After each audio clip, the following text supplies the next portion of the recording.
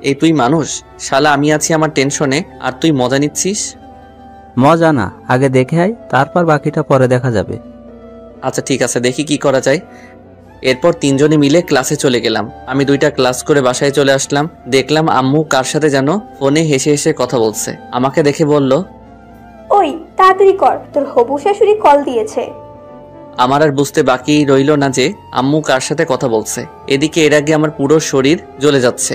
যাই হোক, খাওয়া দাওয়া করে রেডি হয়ে সিএনজি করে রাবেয়া আন্টির বাসার উদ্দেশ্যে রওনা দিলাম। প্রায় 1 ঘন্টা পর একটা বাসার সামনে গিয়ে গাড়িটা থামলো। আমি আর আম্মু ভেতরে গেলাম। আম্মুকে দেখে একটা মহিলা দৌড়ে এসে জড়িয়ে ধরে মরা কান্না করতে লাগলো। আমি আম্মুর বান্ধবীকে কোনোদিন দেখিনি, তাই চিনতে পারছি না কোনটা আম্মুর বান্ধবী। এদিকে আম্মুর কাণ্ড দেখে আমার গা জ্বলে যাচ্ছে। এই মহিলার এত আবেগ কোথায় থেকে আসে কে জানে। এই দেখলাম ভালো, আমার এখন দেখি কান্না করছে। আমাকে তো শালা বোম মারলেও কান্না বেরোবে না। যাই হোক, একটু পরে রাবিয়া আন্টি আমার দিকে তাকালো। আম্মু ইশারায় আমাকে সালাম দিতে বলল। আমার আর বুঝতে বাকি রইল না এটাই আমার বান্ধবী। আমিও সালাম দিলাম। এরপর আন্টি আমার কাছে এসে বলল, এই সুফিয়া, এটা তোর ছেলে নাকি? এটাই তোর হবু জামাই। আল্লাহ, কত বড় হয়ে গেছে। জানো বাবা, তোমার সেই ছোট্টবেলায় দেখেছিলাম তুমি কত হিসু করে দিয়েছিলে আমার গোলে, তার হিসেব নেই। যা কথা বলছি এখানে, আর উনি চলে গেলেন। আমি ছোটবেলায় কোথায় হিসু করেছি, কোথায় ইয়ে করেছি, হায় রে আল্লাহ, উঠাইয়া লও আমারে। যাই হোক, তারপর আমি রুমে এসে সোফায় বসে পড়লাম। আর আম্মু এবং রাবেয়া আন্টি আমাকে রেখে কথা বলতে বলতে উপরে চলে গেল। আমি একাই অবলার মতো সোফায় বসে রইলাম। আমার পাশে কেউ নেই, একটু সহমর্মিতা দেখানোর জন্য। একটু পর আম্মু নিচে আসলো। নিচে এসে আমাকে বলল, এই মুখ এমন করে রাখছিস কেন? একটু হাসি মুখে থাক। হায় রে আম্মু, তুমি তোমার ছেলের মন বুঝলে না। আমার কান্না আসছে এখানে। চুপ কর শয়তান, একটু পর বউ আসবে তোর সাথে দেখা করতে। আর কতক্ষণ লাগবে বউয়ের আসতে? তর্স হয়েছে না নাকি? একটু অপেক্ষা কর, বউ চলে আসবে। ওকে। এরপর আমি আবারও চলে গেলাম। আমি সোফার উপর একা একা বসে আছি। প্রায় 45 মিনিট হয়ে গেল। কোথায় বউ আসবে, কোথায় কি, কাউকে তো দেখতে পাচ্ছি না। মহারানীর কোনো খবরই তো নেই। অনেকক্ষণ পর মহারানীকে দেখতে পারলাম। দেখলাম মহারানীটা উপর থেকে নিচে নেমে আসছে। মহারানীকে দেখে তো আমি পুরাই টাসকি খেয়ে গেলাম। আরে বুঝতে পারছেন না তো? ধুর, আপনারা কিভাবে বুঝবেন? আপনারা তো আর দেখছেন না। আরে এটা তো আর কেউ না, আমাদের তামান্না আপু, যার পিছনে পিছনে আমি এতদিন ঘোরাঘুরি করছিলাম। তার মানে তামান্নাই রাবেয়া আন্টির মেয়ে। আহা, তামান্না আমার বউ হবে, এ যেন মেঘনা চাইতে বৃষ্টি পাওয়ার মতো। যাই হোক, তামান্না একটা শাড়ি পরে এসেছে। আমি তো ওকে দেখে হাঁ করে তাকিয়ে রইলাম। আমার এমন হাঁ করে তাকিয়ে থাকা দেখে আম্মু আমাকে টোকা দিল। তারপর বাস্তবে ফিরে আসলাম। তামান্না এসে আমাকে চা দিল। আমার মনের মধ্যে তো তখন লাড্ডু ফুটছে। বিদ্যা বালানের গানটা মনের ভিতরে বাজতেছে, উলালা উলালা তুই মেরি ফ্যান্টাসি। তামান্না এসে আম্মুকে সালাম দিয়ে ভিতরে চলে গেল। আমিও সোফায় বসে রইলাম। আম্মু অনেকক্ষণ রাবেয়া আন্টির সাথে বসে গল্প করলো। তারপর বিয়ের দিন তারিখ ঠিক করে বাসায় চলে আসলাম।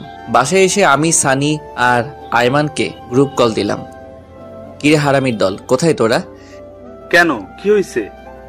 সেটা পরে বলবো, তাড়াতাড়ি করে রেস্টুরেন্টে আয়, তোদের ট্রিট দিব। ট্রিটের কথা শুনে দুজনে লেজ উঠিয়ে চলে আসলো। সন্ধ্যায় ওদের সাথে রেস্টুরেন্টে গেলাম। মামা, ঘটনা কি? হঠাৎ করে ট্রিট? দোস্ত, কাম তো হয়ে গেছে। কি মেয়ে পছন্দ হয়েছে নাকি? ঠিক বলেছিস। কিন্তু তুই তো বললি বিয়েটা করবি না। আরে সেটা তো আগে বলছিলাম, কিন্তু পাত্রীকে দেখার পর সবকিছু ঠিক হয়ে গেছে। তা পাত্রীটাকে? তোদের তামান্না আপু। আমাদের ক্যাম্পাসে তামান্না আপু নাকি, যার পিছনে পিছনে তুই কুত্তার মতো হাঁটতি? এই হালার পুত, চুপ কর। আমি কারো পিছনে ঘুরি নাই। আর হ্যাঁ, সেই তামান্নাই আম্মুর বান্ধবীর মেয়ে। সিরিয়াসলি দোস্ত, এইটা তো মেঘ না চাইতে বৃষ্টি আসার মতো। আজকে যা ইচ্ছা খেয়ে নে, টাকা আমি দিব। তো বিয়ে কবে? আগামী শুক্রবার। কাল থেকে কেনাকাটা শুরু। তোরা আর কেউ এই সপ্তাহে যাস না, অনেক কাজ আছে। ওকে। তারপর ওদের ট্রিট দিয়ে বাসায় চলে আসলাম। রাতে কিছুতেই ঘুম আসছে না। ভাবছি তামান্নাকে কল দিয়ে কিছুক্ষণ প্রেম করব। না থাক, বিয়ের পর চুটিয়ে প্রেম করা যাবে। এই কয়দিন একটু পার্ট নিয়ে থাকি। একদিনে সবাই মিলে কেনাকাটা শেষ করলাম। আস্তে আস্তে বাসায় মেহমান আসতে শুরু করেছে। আমি সবাইকে ইনভাইট করে দিছি। দেখতে দেখতে বিয়ের দিন চলে আসলো। বিয়ের দিন অনেক ধকলের পর অবশেষে আমাদের বিয়েটা সম্পন্ন হয়ে গেল। আমি জানি আর আইমান ছাদে বসে বসে গল্প করছি। এদিকে তামান্না বাসর ঘরে বসে আমার জন্য অপেক্ষা করছে। আমার তো আর এখানে দাঁড়িয়ে থাকতে ইচ্ছা করছে না, কিন্তু হারামিগুলো আমাকে যেতে দিচ্ছে না। রাত প্রায় 12টা। আমি এখনো ছাদে বসে বসে আড্ডা দিচ্ছি। এমন সময় আম্মু আসলো। কি রে, তুই এখানে বসে আছিস যে? তো কি করব? কি করবি মানে? যা, ঘরে যা। মেয়েটা সেই কখন থেকে একা একা বসে আছে। আন্টি, আমরা ওকে অনেক বলেছি, কিন্তু আমাদের কথা শুনছে না। পুরোটা মিথ্যা। আমি সানির কথাগুলো শুনে ওর দিকে অবাক দৃষ্টিতে তাকালাম। তখন আম্মু বলল, যা, তাড়াতাড়ি ঘরে যা। ঠিক আছে যাচ্ছি, তুমি নিচে যাও। একটু পর আম্মু চলে গেল। আমি সানিকে একটা লাথি দিয়ে বললাম, এ হারামখোর, তুই আমাকে অনেকবার যেতে বলছিস তাই না? শালা, তোর জন্য আমি যেতে পারছি না, আর তুই বলছিস আমাকে যেতে বলছিলি? আরে মামা, রাগ করস কেন? আন্টিকে একটু পাম দিলাম আর কি। আচ্ছা ঠিক আছে, তুই বাসের ঘরে যা। ওকে যাচ্ছি, দোয়া করিস দোস্ত। এই শোন, বল। মানে বিড়ালটা ভালো করে মারিস, তোর ক্ষমতা দেখিয়ে দিবি, না হলে গোটা পুরুষ জাতি তোকে ধিক্কার দিবে। চুপ কর হারামি, আমি যাচ্ছি। আচ্ছা ঠিক আছে, যা। যদি বেঁচে থাকিস তাহলে কাল দেখা হবে। আমি একটা হাসি দিয়ে নিচে চলে আসলাম। বাসর ঘরের সামনে দাঁড়িয়ে আছি, কেমন যেন ভয় লাগছে, আবার লজ্জাও। আহারে, নিজের ঘরে নিজের যাব আর সেখানে ভয় লাগছে। 1 কেজি সাহস নিয়ে দরজা খুললাম। ভিতরে গিয়ে দরজা বন্ধ করে দিলাম। তামান্নার দিকে তাকাতেই দেখলাম তামান্না কার সাথে যেন ফোনে কথা বলছিল। আমাকে দেখে ফোনটা রেখে দিল আর চুপচাপ বসে রইল। আমি গিয়ে ওর সামনে দাঁড়ালাম, ভাবছি সে হয়তো আমাকে সালাম করবে। অনেকক্ষণ দাঁড়িয়ে থাকার পরও দেখলাম সে বসে আছে। আমি মনে করছি আমি জুনিয়র, তাই হয়তো আমাকে সালাম করতে লজ্জা লাগছে, বা করবে না। যাক, করা লাগবে না, একটা সালামে কিছু যায় আসে না। আমি গিয়ে খাটের উপর বসলাম। তখন তামান্না বলল, তোর সাথে আমার কিছু কথা আছে। বাহ, শুরুতেই তুই? আমি বললাম, কি কথা বলেন। আমি তোকে স্বামী হিসেবে মানতে পারবো না। মুহূর্তে যেন আমার পায়ের নিচ থেকে মাটি সরে গেল। নিজেকে শক্ত করে বললাম, কেন পারবে না? আর সে কথা বিয়ের আগে বলেননি কেন? বলিনি কারণ আম্মুর কথার উপরে আমি কোনো কথা বলতে পারবো না। তাছাড়া বাবা অসুস্থ, এখন যদি বিয়েটা না করি তাহলে বাবা হয়তো আরো বেশি অসুস্থ হয়ে যাবে। আপনার মা বাবার কথা চিন্তা করে আমার লাইফটা নষ্ট করে দিলেন কেন? আপনার যদি বিয়েতে মত না থাকতো আপনার বাবা মাকে বলতেন। বলে কোনো লাভ হবে না, ওরা আমার কোনো কথাই শুনবে না। তাহলে আমাকে বলতেন, আমি আম্মুকে বলে দিতাম যে আমার আপনাকে পছন্দ হয়নি। আমি রিয়াদকে অনেকবার বলেছি পালিয়ে যাওয়ার জন্য, কিন্তু ও এখন নাকি কিছু করতে পারবে না, কিছুদিন সময় লাগবে। এখন আবার এই রিয়াদটাকে? আমার বয়ফ্রেন্ড। তো এখন কি চান আপনি? আমি এখন আপনার জন্য কি করতে পারি? ডিভোর্স। তোকে আমাকে ডিভোর্স দিয়ে দিতে হবে। ডিভোর্স তো আর বললেই হয়ে যাবে না, কমপক্ষে 6 মাস তো আমাদের একসাথে থাকতেই হবে। কি 6 মাস? তোকে আমার 1 সেকেন্ডও সহ্য হয় না। ডিভোর্স পেতে হলে 6 মাস সহ্য করতেই হবে। আচ্ছা ঠিক আছে, আর একটা কথা। কি? এই 6 মাস আমার উপর কোনোভাবে স্বামীর অধিকার খাটাতে আসবি না।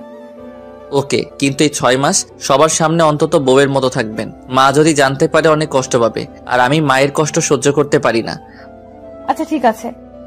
তারপর আমি রুম থেকে চলে যাচ্ছিলাম, এমন সময় আবারও তামান্না বলল, আই কই যাস? বাহিরে যাই। এখানে থেকে কি করব? না, তুই বাইরে যাবি না। কেন? বাইরে গেলে সবাই সবকিছু বুঝতে পারবে। বাহ, বুদ্ধি আছে দেখছি।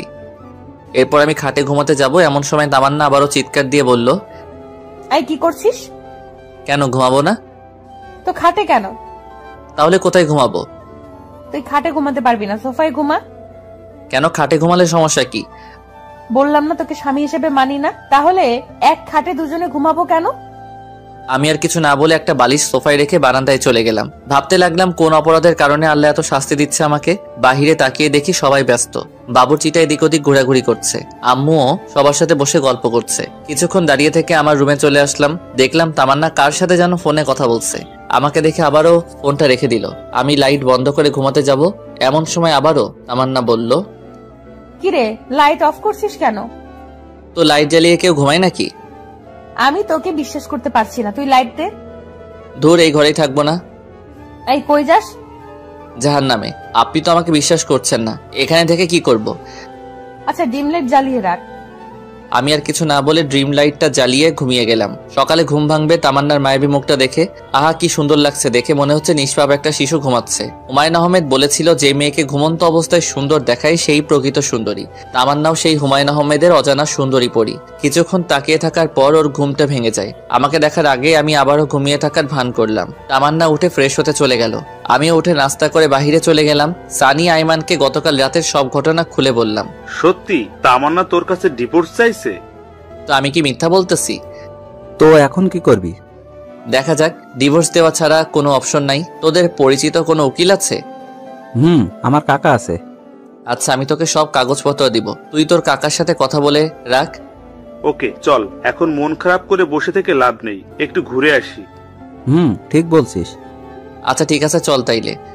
সারাদিন ওদের সাথে ঘোরাঘুরি করে রাত 9টায় বাসায় আসলাম। দেখি আব্বু আম্মু সবাই রেগে আগুন হয়ে আছে। কি রে, তুই সারাদিন কোথায় ছিলি? এই তো সানিয়া আর আইমানের সাথে। মোবাইল ধরছিস না কেন? সাইলেন্ট ছিল। তোর মধ্যে কোনো সেন্স নাই? বাসায় নতুন বউ রেখে বাইরে ঘুরতে লজ্জা করে না? এমন বউ দিয়েছো যে আমার লাইফটা শেষ করে দিল। কি বললি? না কিছু না। খেতে আয়। খাবো না, বাইরে থেকে খেয়ে আসছি। আর কোনো কথা না বলে সোজা রুমে চলে গেলাম। গিয়ে দেখি তামান্না কার সাথে যেন ফোনে কথা বলছে। আমাকে দেখে ফোনটা রেখে দিল। ও এইসব কাণ্ড দেখে মাথায় পুরো রক্ত উঠে গেল। ও আমাকে দেখে বলল, এই ডিভোর্সের ব্যাপারে কিছু করলি? উকিলের সাথে কথা হইছে, অন্তত 6 মাস একসাথে থাকতে। তোকে তো আমার 1 সেকেন্ডও সহ্য হয় না। না হলে এখানে আছেন কেন? চলে যান এখান থেকে। এতই যখন তারা বিয়ে করেছিলেন কেন? তোকে বিয়ে করতে আমার বইয়ে গেছে, নিজেকে কখনো আয়নায় দেখেছিস? ওর সাথে আমার যায়? ভদ্রভাবে কথা বলুন, এটা আমার বাসা, আপনার নয়। তোর বাসা থেকে আমাকে ধমকাচ্ছিস? লজ্জা হওয়া উচিত তোর। ধুরবাল, ভালো লাগে না। কেন যে ফালতু মেয়েকে বিয়ে করতে গেলাম কে জানে। রুম থেকে বের হয়ে সোজা ছাদে গেলাম। ছাদে অনেকক্ষণ বসে থাকার পর রুমে চলে আসলাম। এখনো দেখছি তামান্না কার সাথে যেন ফোনে কথা বলছে। আমাকে দেখে আরো হেসে হেসে কথা বলতে লাগলো। কিছু না বলেই বালিশ নিয়ে সোজা সোফায় ঘুমিয়ে পড়লাম। সকালে ঘুম থেকে উঠে দেখি তামান্না বিছানায় নেই, হয়তো ওয়াশরুমে গেছে। মোবাইলটা টেবিলের উপর রাখা। আমি তাড়াতাড়ি উঠে মোবাইলটা হাতে নিলাম। বাহ, লক করা নাই তো। ফোনটা হাতে নিয়ে সাথে সাথে মেসেজগুলো দেখতে লাগলাম। মেসেজগুলো দেখে আমার মাথা পুরো খারাপ হয়ে গেল। আমি নাম্বারটা নিয়ে নিলাম। দরজার আওয়াজ শুনে মনে হচ্ছে তামান্না আসছে। আমি ফোনটা রেখে তাড়াতাড়ি করে বাহিরে চলে গেলাম। এভাবেই তামান্না আর আমার দিনগুলো যেতে লাগলো। আমি কলেজে যাওয়া শুরু করলাম। পরের দিন থেকে তামান্নাও যায়। আম্মু বলেছে দুজনকে একসাথে যাওয়ার জন্য, কিন্তু তামান্না আমাকে পার্সোনালি নিষেধ করেছে। আর তাই দুজনে বাসা থেকে একসাথে বেরোলেও একসাথে কলেজে যাই না। সেদিন ক্লাস শেষ করে বাহিরে এসে দেখি তামান্না তার বন্ধুদের সাথে বসে আড্ডা দিচ্ছে আর অনেক হাসাহাসি করছে। আমার তো এসব দেখে রক্ত মাথায় উঠে গেল। আমি ওর কাছে গিয়ে বললাম, চলেন। কোথায় যাব? বাসায় যেতে হবে। তুই যা, আমি যাব না তোর সাথে। তুই করে বলাতে সবাই আমার দিকে হা করে তাকিয়ে আছে। আম্মু বলেছে আপনাকে সাথে নিয়ে বাসায় যেতে। ওই কুত্তা, তোকে না বলেছি আমার উপর স্বামীর অধিকার খাটাতে আসবি না? যা তুই তোর মাকে নিয়ে। মাকে নিয়ে একদম বাজে কথা বলবেন না। বললে কি করবি? আপনি বাসায় চলুন। তাই বলে আমি ওর হাতটা ধরে টেনে বাসায় নিয়ে আসতে চাই না। এমন সময় ঠাস করে আমার গালে একটা চড় বসিয়ে দিল। তোর সাহস কি করে হয় আমার হাত ধরার, বেয়াদব কোথাকার? এটা বলে তামান্না উঠে সেখান থেকে চলে গেল। আমি গালে হাত দিয়ে দাঁড়িয়ে রইলাম। পুরো ক্যাম্পাসের ছেলে মেয়ে সবাই আমার দিকে হা করে তাকিয়ে আছে। লজ্জায় মাথা কাটা গেল। আমি আর সেখানে দাঁড়িয়ে না থেকে পাশে একটা পার্কে এসে বসে রইলাম। এমন সময় তামান্না মোবাইল থেকে নেওয়া নাম্বারটার কথা মনে পড়লো। চিন্তা করলাম কল দেব, কিন্তু না, দিলাম না। নাম্বারটা সেভ করে নিলাম। নাম্বারটা সেভ করার সাথে সাথে ইমো অ্যাকাউন্ট চলে আসলো। তারপর ইমো অ্যাকাউন্টের প্রোফাইলে গিয়ে ছেলেটার ছবি দেখলাম। একটু হ্যান্ডসাম ছেলে, একটা বাইকের উপর বসে আছে। মনে হয় এই ছেলের সাথে তামান্নার রিলেশন চলছে।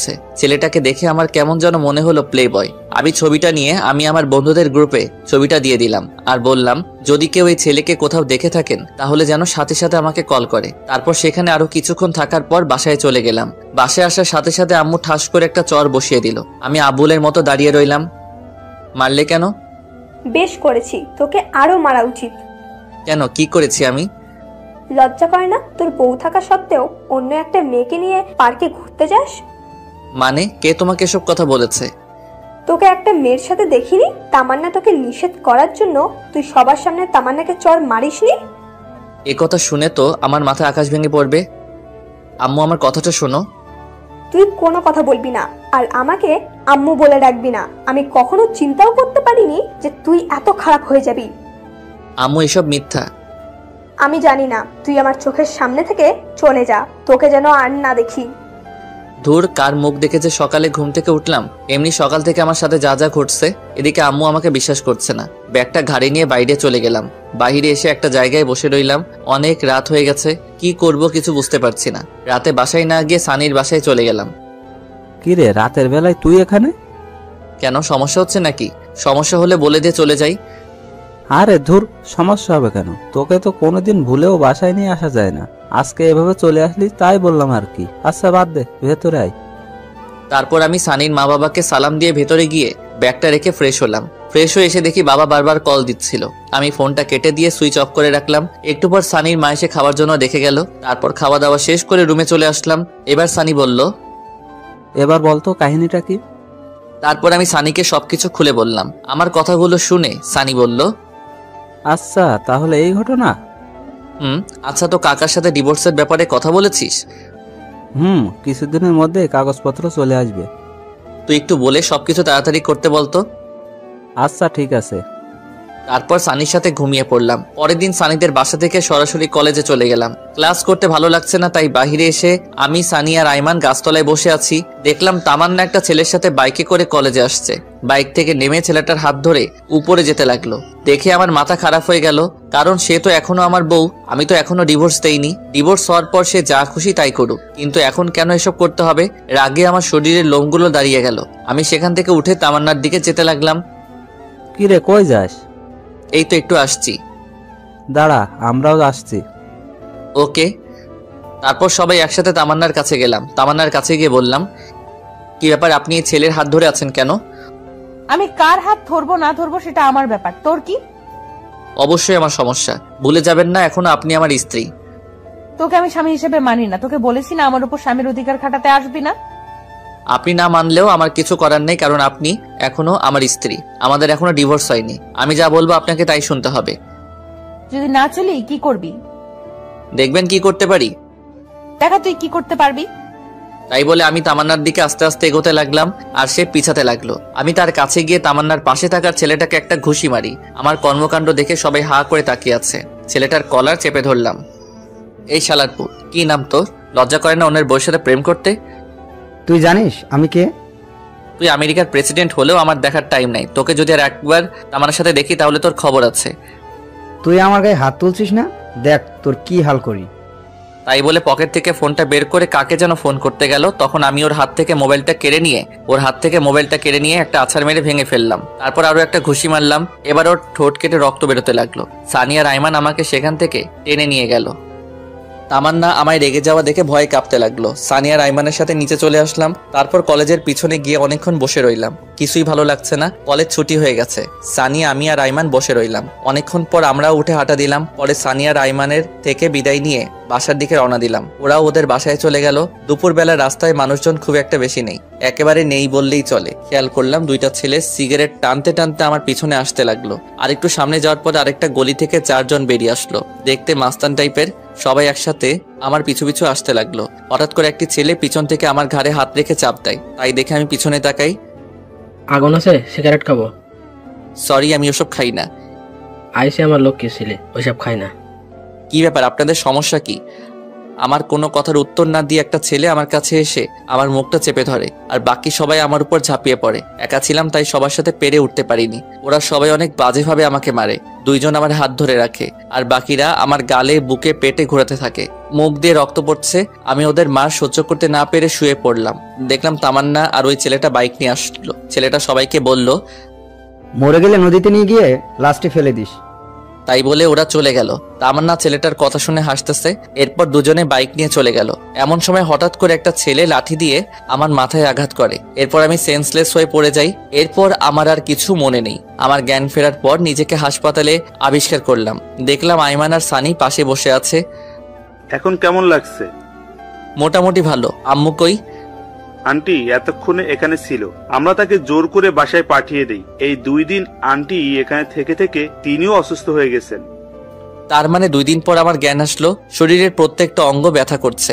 অনেক কষ্টে উঠে বসলাম। তারপর ওদেরকে বললাম, তামান্না এসেছিল কি? একবার এসেছিল, ওর বাবা নাকি অসুস্থ, সেখানে চলে গেছে। ও আচ্ছা। তো তোর এই অবস্থা কি করে হলো? এই তুই কি বলছিস? ও ঠিক মতো কথা বলতে পারছে না, আর তুই ঘটনা জিজ্ঞেস করছিস? আচ্ছা তোরা সবাই বাসায় চল, বাসায় গিয়ে তোদের সবকিছু বলবো। এখন বাসায় যাওয়া যাবে না, ডাক্তার বলেছে তোকে হাসপাতালে আরো 2 দিন থাকতে হবে। এখানে থাকতে ভালো লাগছে না, আমাকে একটা কল দে, আজকেই এখান থেকে চলে যাব। তারপর আম্মু হাসপাতালে আসলো। আম্মু এসে আমাকে জড়িয়ে ধরে কান্নাকাটি করতে লাগলো। তারপর ডাক্তারের থেকে পারমিশন নিয়ে বাসায় চলে গেলাম। সেদিন রাতে সানি আর আইমান আমার সাথেই ছিল। রাতে ওদের দুজনকে সবকিছু খুলে বলি। তারপর আমি সানিকে বললাম তাড়াতাড়ি করে ডিভোর্স পেপার রেডি করতে। সেদিন রাতে 3 জন একসাথে ঘুমিয়ে পড়লাম। পরের দিন দেখি তামান্না ওর বাবার বাড়ি থেকে চলে এসেছে। আমাকে দেখে বলল, কিরে এখনো বেঁচে আছিস? আমি তো ভেবেছিলাম মারা গেছিস। রাগে আমার রক্ত গরম হয়ে গেল। সানি আর আইমান সবকিছু শুনে ফেলে। ওদেরকে দেখে তামান্না চোরের মতো ঘর থেকে বেরিয়ে গেল। সেদিন থেকে আমি আর ওর সাথে কথা বলি না, এমনকি আমি আমার নিজের রুমেও যাই না। অসুস্থতার জন্য কলেজে যেতে পারছি না। তামান্না ঠিকই কলেজে যাচ্ছে। ও যে কলেজে গিয়ে ঠিক কি করে তা আমি খুব ভালো করেই জানি। এভাবে আরো 1 সপ্তাহ পেরিয়ে গেল। তামান্নার আচরণ দিন দিন আরো খারাপ হতে লাগলো। একদিন সকালে ঘুরতে বের হয়েছি, এমন সময় ফাহাদের কল আসলো।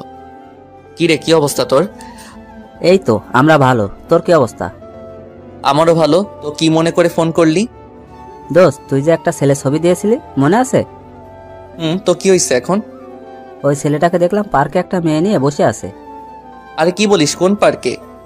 তারপর ফাহাদ আমাকে ঠিকানা দিল। ঘড়ির দিকে তাকিয়ে দেখি 11টা বাজে। তার মানে তামান্না কি কলেজের নাম করে পার্কে ঘুরতে গেছে? কেমন যেন খারাপ লাগছে। বিয়ের পর স্বামীকে রেখে অন্য ছেলের সাথে কেউ ঘুরতে যায়, আর ছেলেটা কেমন একটা বিবাহিত মেয়েকে নিয়ে ঘুরতে যায়। অথচ মা এসব কথা শুনে আমাকে সন্দেহ করে না। না, এত কিছু ভেবে লাভ নাই, এখন চুপচাপ পার্কে যাই। তারপর ওদের দুজনের কিছু ছবি তুলে নিয়ে আম্মুকে দেখাতে হবে, তাহলে ডিভোর্সটা দিতে খুব সুবিধা হবে। তাড়াতাড়ি পার্কে গেলাম। ফাহাদ সেখানে দাঁড়িয়ে আছে। তারপর ফাহাদ ও আমি দুজন পার্কের ভেতরে চলে গেলাম। দেখলাম সেই ছেলেটি যে লোক পাঠিয়ে আমাকে মেরেছিল আর তামান্না ও যার বাইকে ঘোরাঘুরি করে, ছেলেটা কি স্পষ্ট দেখা যাচ্ছে, কিন্তু তামান্নার মুখটা ঠিক বোঝা যাচ্ছে না। আমার পিছন থেকে দেখে কেন যেন মনে হচ্ছে এটা তামান্না নয়। উল্টো পথে গিয়ে দেখি আমার ধারণাই ঠিক, মেয়েটা তামান্না নয়। তার মানে ছেলেটা এরকম আরো অনেক মেয়ের সাথে প্রেমের অভিনয় করে। শালাকে দেখলেই মনে হয় একটা প্লে বয়। আর কিছু না ভেবে চুপচাপ পকেট থেকে ফোনটা বের করে ভিডিও করতে লাগলাম। আহা কি সুন্দর, দুজন দুজনকে জড়িয়ে ধরে আছে, হাতে হাত রেখে হাসাহাসি করছে। আমি ফাহাদকে বললাম, তুই ভিডিও করতে থাক, আর আমি যেটুকু ভিডিও করেছি সেটা তামান্নাকে হোয়াটসঅ্যাপ করে দেই। তাই বলে সাথে সাথে তামান্নাকে ভিডিওটা পাঠিয়ে দিলাম। তামান্না ভিডিওটা দেখে আমাকে বারবার কল দিতে লাগলো, কিন্তু আমি কলটা রিসিভ করছি না, বারবার কেটে দিচ্ছি। তারপর সে আমাকে একটা মেসেজ করলো জায়গাটা কোথায় জানার জন্য। তারপর আমি পার্কের ঠিকানাটা লিখে তামান্নাকে পাঠিয়ে দিলাম। আমি আর ফাহাদ সেখানে দাঁড়িয়ে রইলাম। 10 মিনিট পর দেখলাম তামান্না পার্কে চলে আসলো। আমি তামান্নাকে দেখে আমি আর ফাহাদ দুজনে গাছের আড়ালে লুকিয়ে গেলাম। দেখছি তামান্না ছেলেটাকে পাগলের মতো খুঁজতে লাগলো। তারপর অনেক খোঁজাখুঁজি শেষে ছেলেটাকে দেখতে পাই। ছেলেটাকে দেখে কোনো কথা না বলে সোজা ছেলেটার কাছে গিয়ে শার্টের কলার ধরে ওরে 2টা চর ছেলেটার গালে বসিয়ে দেয়। ছেলেটা সেটা দেখে তামান্নার দিকে রাগী চোখে তাকালো। এরপর তামান্না বলতে শুরু করলো, ছি, তোর লজ্জা করে না আমার সাথে রিলেশন চলাকালীন অন্য একটা মেয়ের সাথে কিভাবে ঢলাঢলি করতে? তুমি যা ভাবছো তা নয়, আমার কথাটা একবার শোনো। তোর কথা আর কি শুনবো? যা দেখার তা তো নিজের চোখেই দেখলাম। তামান্নার এসব কথা শুনে ছেলেটার পাশে থাকা মেয়েটিও অনেক রেগে গিয়ে ছেলেটাকে একটা চর মেরে সেখান থেকে চলে যায়। আমি আর ফাহাদ এসব দেখছি আর হাসছি। এবার ঠেলা সামলাও প্লে বয়। মেয়েটা চলে যাওয়ার পর ছেলেটা তামান্নার গালে একটা চর বসিয়ে দেয়। সাথে সাথে লাগে রক্ত আমার মাথায় উঠে গেল। ইচ্ছা করছে ছেলেটাকে এখানে মেরে পুঁতে ফেলি, কিন্তু না, তামান্নাও আমাকে অনেক কষ্ট দিয়েছে। আর তাই এবার সে বুঝুক ভালোবাসার মানুষ কষ্ট দিলে তা কেমন লাগে। বেশি আলগা পিরিত দেখালে এমনটাই হয়। ছেলেটা তামান্নাকে বলতে লাগলো, ওই তুই আমাকে ফারিয়ার সামনে অপমান করলি কেন? বেশ করেছি, তুই আমার সাথে রিলেশনে থেকে অন্য একটা মেয়ের সাথে কি করছিস? হ্যাঁ, কি তোর রিলেশন? হা হা হা, তুই ভাবলি কি করে আমি তোর সাথে রিলেশন করছি? মানে আমি কোনোদিন তোর সাথে রিলেশন করিনি। তোর সাথে যা ছিল সেটা হচ্ছে টাইম পাস। আর তুই ভাবলি কি করে তোর মতো একটা মেয়েকে আমি আমার বউ বানাবো? কেন আমাকে বিয়ে করতে পারবে না কেন? যে মেয়ে বিয়ের পর স্বামীর সাথে খারাপ ব্যবহার করে, বাসায় স্বামী রেখে অন্য একটা ছেলের সাথে রিলেশন করে, তাকে বিয়ে করা আমার পক্ষে কোনোভাবেই সম্ভব না। প্রপোজ করার সময় মনে ছিল না? সবই মনে ছিল, কিন্তু আমি তো তোর সাথে রিলেশন করিনি। যা করেছি তা হচ্ছে টাইম পাস, টাকা নেওয়ার জন্য আর তোর শরীর ভোগ করার জন্য। টাকা তো অনেক আগেই খেয়েছি, কিন্তু তোর শরীরটা ভোগ করতে পারিনি। তাই এতদিন আমার নাটকটা চালিয়ে যেতে হলো। আমি বিয়ে করব ফারিয়াকে, ওর বাবার অনেক টাকা আছে। তোর বাবার কি আছে? এটা শুনে তামান্না ছেলেটাকে আর একটা চড় মারে। তারপর কান্না করতে করতে বলছে, তোর মতো বাটপার আমি আমার জীবনেও দেখিনি। আমি শুধুমাত্র তোর জন্য শিহাবকে অনেক কষ্ট দিয়েছি, কিন্তু আর না। আজকে থেকে আমাদের সম্পর্ক এখানেই শেষ, আর কোনো দিন আমার সামনে আসবি না। এটা বলে তামান্না কাঁদতে কাঁদতে বাসায় চলে যায়। আর এদিকে ছেলেটা গালে হাত দিয়ে আবুলের মতো দাঁড়িয়ে আছে। তামান্না কথা ভেবে খুব খারাপ লাগছে। বেচারি খুব ভালোবাসতো ছেলেটাকে। আবার আমার অনেক ভালো লাগছিল যে ফকির নিয়ে আমার সাথে অনেক বাজে ব্যবহার করেছে। এবার ঠেলা বোঝ, আর কিছুদিন অপেক্ষা কর, আমিও তোকে ডিভোর্স দিয়ে দিব। তখন বুঝবি এই শিহাব তোর জীবনে কতটা গুরুত্বপূর্ণ ছিল। যাই হোক, আমি ফাহাদকে ধন্যবাদ দিলাম, কারণ সে আজকে খবরটা না দিলে ছেলেটা হয়তো তামান্নার সাথে ফিজিক্যাল রিলেশন করত। আল্লাহ বাঁচাইছে। আল্লাহ যা করে ভালোর জন্যই করে। তারপর পকেট থেকে ফোনটা বের করে আমার বন্ধুদের সবাইকে একটা মেসেজ ফরওয়ার্ড করলাম, দুপুরে সবাই রেস্টুরেন্টে আসিস, আমি আজকে ট্রিট দিব। মেসেজটা পেয়ে সবাই লেজ উঠিয়ে রেস্টুরেন্টে তাড়াতাড়ি চলে আসলো। এরপর সবাই মিলে খাওয়া দাওয়া করলাম। আইমান আমাকে জিজ্ঞাসা করলো, হঠাৎ এমন ট্রিট দিচ্ছিস কেন? তারপর আমি সবাইকে সব ঘটনা খুলে বললাম। সবাই ঘটনা শুনে অনেক খুশি হলো। এরপর আমি সানিকে বললাম ডিভোর্স পেপার রেডি হতে আর কতদিন সময় লাগবে। সানি আমাকে বলল আর কিছুদিন সময় লাগবে। বিকেলে আর বাসায় গেলাম না, সবার সাথে বসে আড্ডা দিলাম। রাতে বাসায় ফিরলাম। সারাদিন বাসায় যাইনি, তাই বাসায় যেতেই আম্মু আমাকে বলল, কি রে, সারাদিন কই ছিলি? এই তো বন্ধুদের সাথে। এই অসুস্থ শরীর নিয়ে বন্ধুদের সাথে কি? এমনি বাসায় ভালো লাগছিল না তাই। এই, তোর তামান্নার সাথে কিছু হয়েছে নাকি? কই না তো। সেই দুপুরে কলেজ থেকে আসার পর থেকে রুমের মধ্যে একা একা শুয়ে আছে। খেতে বললাম, খাবার খাচ্ছে না, রুম থেকে বেরও হচ্ছে না। আমি কিছু জানি না, যদিও সবটা জানি, কিন্তু আম্মুকে বললাম না। দেখ তো বাবা, মেয়েটা কিচ্ছু খাচ্ছে না, এমন করলে তো শরীর খারাপ করবে। নিজের ছেলেকে না খেয়ে আছে সেদিকে খেয়াল নেই। আচ্ছা, দেখছি কি করা যায়। হ্যাঁ, যা ডেকে নিয়ে আয়, আমি তোদের দুজনের জন্য খাবার রেডি করছি। তারপর আমি রুমে চলে গেলাম। রুমে গিয়ে দেখলাম তামান্না উল্টো হয়ে শুয়ে আছে। আমাকে দেখে উঠে বসে পড়লো। আমি কিছু না বলে ওয়াশরুমে চলে গেলাম। তারপর ফ্রেশ হয়ে এসে তামান্নাকে বললাম, আম্মু খাবার জন্য ডাকছে, খেতে চলেন। আমার খেতে ইচ্ছে করছে না, তুমি খাও। আমি তো পুরাই অবাক হয়ে গেলাম। যেই মেয়ে আমাকে তুই ছাড়া কোনোদিন কথা বলেনি, আজকে সেই মেয়ে আমাকে তুমি করে বলছে। খাবেন না কেন? আম্মু বলল দুপুরেও তো কিছু খাননি, আপনার গালে এসব কিসের? ওসব কিছু না, মশা মারতে গিয়ে দাগ পড়েছে। তাড়াতাড়ি খেতে চলেন, সবাই বসে আছে। বললাম তো আমি খাবো না, তুমি যাও। কি আর করা, আমি খেতে চলে গেলাম। আমাকে একা দেখে মা বলল, কি রে, আসলো না খেতে? ও নাকি খাবে না, অসুস্থ। ও আল্লাহ, বলিস কি? ডাক্তারকে খবর দে তাড়াতাড়ি। আরে আম্মু এত চিন্তা করো না তো, এমন কিছু না, এমনি একটু অসুস্থ, ঠিক হয়ে যাবে।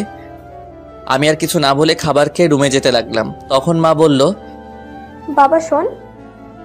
আম্মু কিছু বলবে? আমি বলছিলাম কি, খাবারটা রুমে নিয়ে যা, ওর খিদে লাগলে খেয়ে নেবে। প্লিজ বাবা, খাবারটা রুমে নিয়ে যা। কি আর করার, নিজের অনিচ্ছা সত্ত্বেও খাবারটা রুমে নিয়ে যেতে হলো। তারপর খাবারগুলো টেবিলের উপর রাখলাম আর তামান্নাকে বললাম, ভাত নিয়ে আসছি, খেয়ে নিন, না হলে শরীর খারাপ করবে। আর কিছু না বলে একটা বালিশ নিয়ে সোফায় ঘুমিয়ে পড়লাম। তামান্না কিছু একটা বলতে গিয়েও বলল না। রাতে কিছু একটা শব্দ শুনে ঘুমটা ভেঙে গেল। তাকিয়ে দেখি তামান্না পাগলের মতো খাবারগুলো খাচ্ছে। আমি মুচকি মুচকি হাসছি আর মনে মনে বলছি, গরিবের কথা বাসি হলেও মিষ্টি হয়। আমি না দেখার ভান করে শুয়ে আছি। তামান্না একবার খাবার খাচ্ছে আর একবার আমার দিকে তাকাচ্ছে। তারপর আমি ঘুমিয়ে পড়লাম। সকালে ঘুম থেকে উঠে তো আমি অবাক, কারণ সকালবেলা ঘুম থেকে উঠে দেখি তামান্না ওর কম্বলটা আমার গায়ে পেঁচিয়ে কোথায় যেন গেছে। উঠে ফ্রেশ হয়ে নিলাম। তারপর খাবার টেবিলে গিয়ে তো আমি আরো অবাক, কারণ আজ খাবার টেবিলে আমার সব ফেভারিট আইটেমগুলো সাজিয়ে রাখা হয়েছে। ঘটনা কি, আজ তো কোনো বিশেষ দিন না। তারপর আমি আম্মুকে জিজ্ঞেস করলাম, আজকে এত সব রান্না কেন? তামান্না নিজের হাতে আজ সব রান্না করেছে, শুধুমাত্র তোর জন্য। এ কথা শুনে আমি একটু চমকে গেলাম। আসলে মেয়েদের মন বোঝা একদমই সহজ বিষয় না। এরা কখন কি করে নিজেরাও জানে না। কিছু না বলে খেয়ে নিলাম। খাওয়া শেষ করে বাহিরে চলে গেলাম। আজ বন্ধুদের সাথে আড্ডা দেওয়ার জন্য যাচ্ছে না, একটা চাকরির জন্য ইন্টারভিউ দিতে যাচ্ছি। বসে বসে তো অনেক খেলাম, এবার একটু ফ্যামিলির পাশে দাঁড়াই। ইন্টারভিউ দিয়ে বন্ধুদের সাথে একটু আড্ডা দিয়ে রাতে বাসায় আসলাম। তারপর সবাই একসাথে ডিনার করলাম। এরপর আমি রুমে গিয়ে বসে বসে একা একা মোবাইল চালাচ্ছি। এমন সময় তামান্না আসলো। আমি উঠে ছাদে চলে গেলাম। ছাদে বসে বসে কিছুক্ষণ গান শুনলাম। তারপর রুমে এসে দেখি তামান্না এখনো বসে আছে। কি ব্যাপার, আপনি এখনো ঘুমাননি? একটু পরে ঘুমাবো, তোমাকে একটা কথা বলবো তো তাই। বলেন। আমাকে আর আপনি করে বলতে হবে না। তো কি বলবো? এখন থেকে তুমি করে বলবে। No thanks. তারপর খাট থেকে বালিশ নিয়ে সোফায় ঘুমাতে যাব। এমন সময় তামান্না আবারও বলল, সোফায় না ঘুমাইলে হয় না? সোফায় না ঘুমালে কোথায় ঘুমাবো? এখন থেকে তুমি খাটে ঘুমাবে। কেন, আপনার বকা খাওয়ার জন্য নাকি চর খাওয়ার জন্য? দেখেন, আমারও একটা পার্সোনালিটি আছে। শুনো শিহাব, এতদিন যা কিছু করেছি তার জন্য সরি।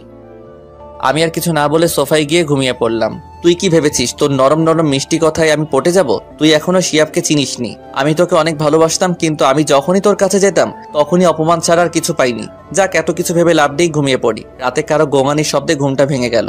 ড্রিম লাইটের আলোয় রুমের মধ্যে সবকিছু একটু একটু দেখা যাচ্ছে। দেখলাম তামান্না শুয়ে শুয়ে কান্না করছে। ও কান্না করুক, তাতে আমার কি? আমি বালিশটা কানের উপর চাপা দিয়ে ঘুমিয়ে পড়লাম। সকালবেলা কারো নরম হাতের স্পর্শে ঘুমটা ভেঙে গেল। হালকা চোখ খুলে দেখি তামান্না আমার মাথায় হাত বুলাচ্ছে। আমিও না বোঝার ভান করে ঘুমিয়ে আছি। একটু পর সে উঠে গোসল করতে চলে গেল। গোসল করে এসে আমাকে ডাকতে লাগলো। ঘুম থেকে উঠে আমিও ফ্রেশ হয়ে নিলাম।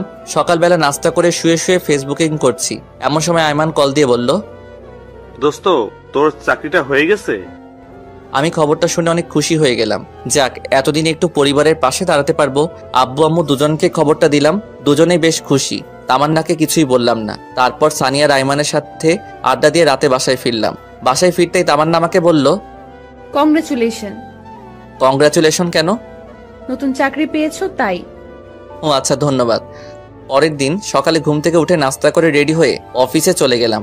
আজ অফিসের প্রথম দিন, অনেক ভালো লাগলো। অফিসের কলিগের সাথে পরিচিত হলাম, বসের সাথে পরিচিত হলাম। এক কথায় দিনটা অনেক ভালো কাটলো। এইভাবে আরো 10টি দিন কেটে গেল। তামান্না বারবার আমার কাছে আসতে চাই, আমার সাথে কথা বলতে চাই, কিন্তু আমি ওর সাথে কথা বলি না, কারণ অতীতের কথাগুলো আমি এখনো ভুলি নাই। তামান্নার জন্য আমি এতদিন কলেজে যাই নাই বললেই চলে। সেদিন কলেজে সবার সামনে অপমান করার পর থেকে আর কলেজে যাই না, শুধু পরীক্ষাটা দিয়ে চলে আসি। পরের দিন অফিসে যাচ্ছি, এমন সময় আম্মু এসে বলল, কি রে, অফিসে যাচ্ছিস? কিছু বলবে? হ্যাঁ, বলছিলাম কি, তামান্নার মা ফোন করেছিল, সে নাকি একটু অসুস্থ, তাই তামান্নাকে ওর মা যেতে বলেছে। তো যাক না, আমি কি বারণ করেছি? না মানে, আমি বলছিলাম কি, তুই যদি দিয়ে আসতি তাহলে খুব ভালো হতো। আমি কিভাবে দিয়ে আসবো? অফিসে দেরি হয়ে যাবে তো। হবে না, তামান্না রেডি আছে, প্লিজ বাবা তুই একটু ওকে নামিয়ে দিয়ে যা। কি আর করার, অনিচ্ছা সত্ত্বেও আম্মুর কথা শুনে তামান্নাকে নিয়ে বেরিয়ে পড়লাম। একটা সিএনজি নিলাম। তামান্না আর আমি পাশাপাশি বসে আছি, কিন্তু কেউ কারোর সাথে কোনো কথা বলছি না। তামান্নার মুখ দেখে বুঝতে পারছি সে কিছু বলতে চায়, কিন্তু বলতে পারছে না। তাই দেখে আমি বললাম, কিছু বলবেন কি? তোমার অফিস কখন শেষ হবে? 4টায়, কাজের চাপ থাকলে দেরি হতে পারে। আচ্ছা, একটা কথা বলি। জি বলেন। তোমার অফিসে কি মেয়ে কলিগ আছে? হ্যাঁ, 5 জন আছে, 2 জন আমার পাশেই বসে। ও আচ্ছা। কথা বলতে বলতে তামান্না তো বাসার সামনে চলে আসলাম। তামান্নাকে তামান্নাদের বাড়িতে নামিয়ে দিয়ে আসতে যাব এমন সময়, বাসায় আসবে না? না, আমার অফিসে দেরি হয়ে যাচ্ছে। তাহলে অফিসে সে এসো। না, আর কারো অপমান সহ্য করব না। এমনিতেই অনেক অপমান সহ্য করেছি। কলেজে যাওয়া বন্ধ করে দিছি, আপনি ভেতরে যান।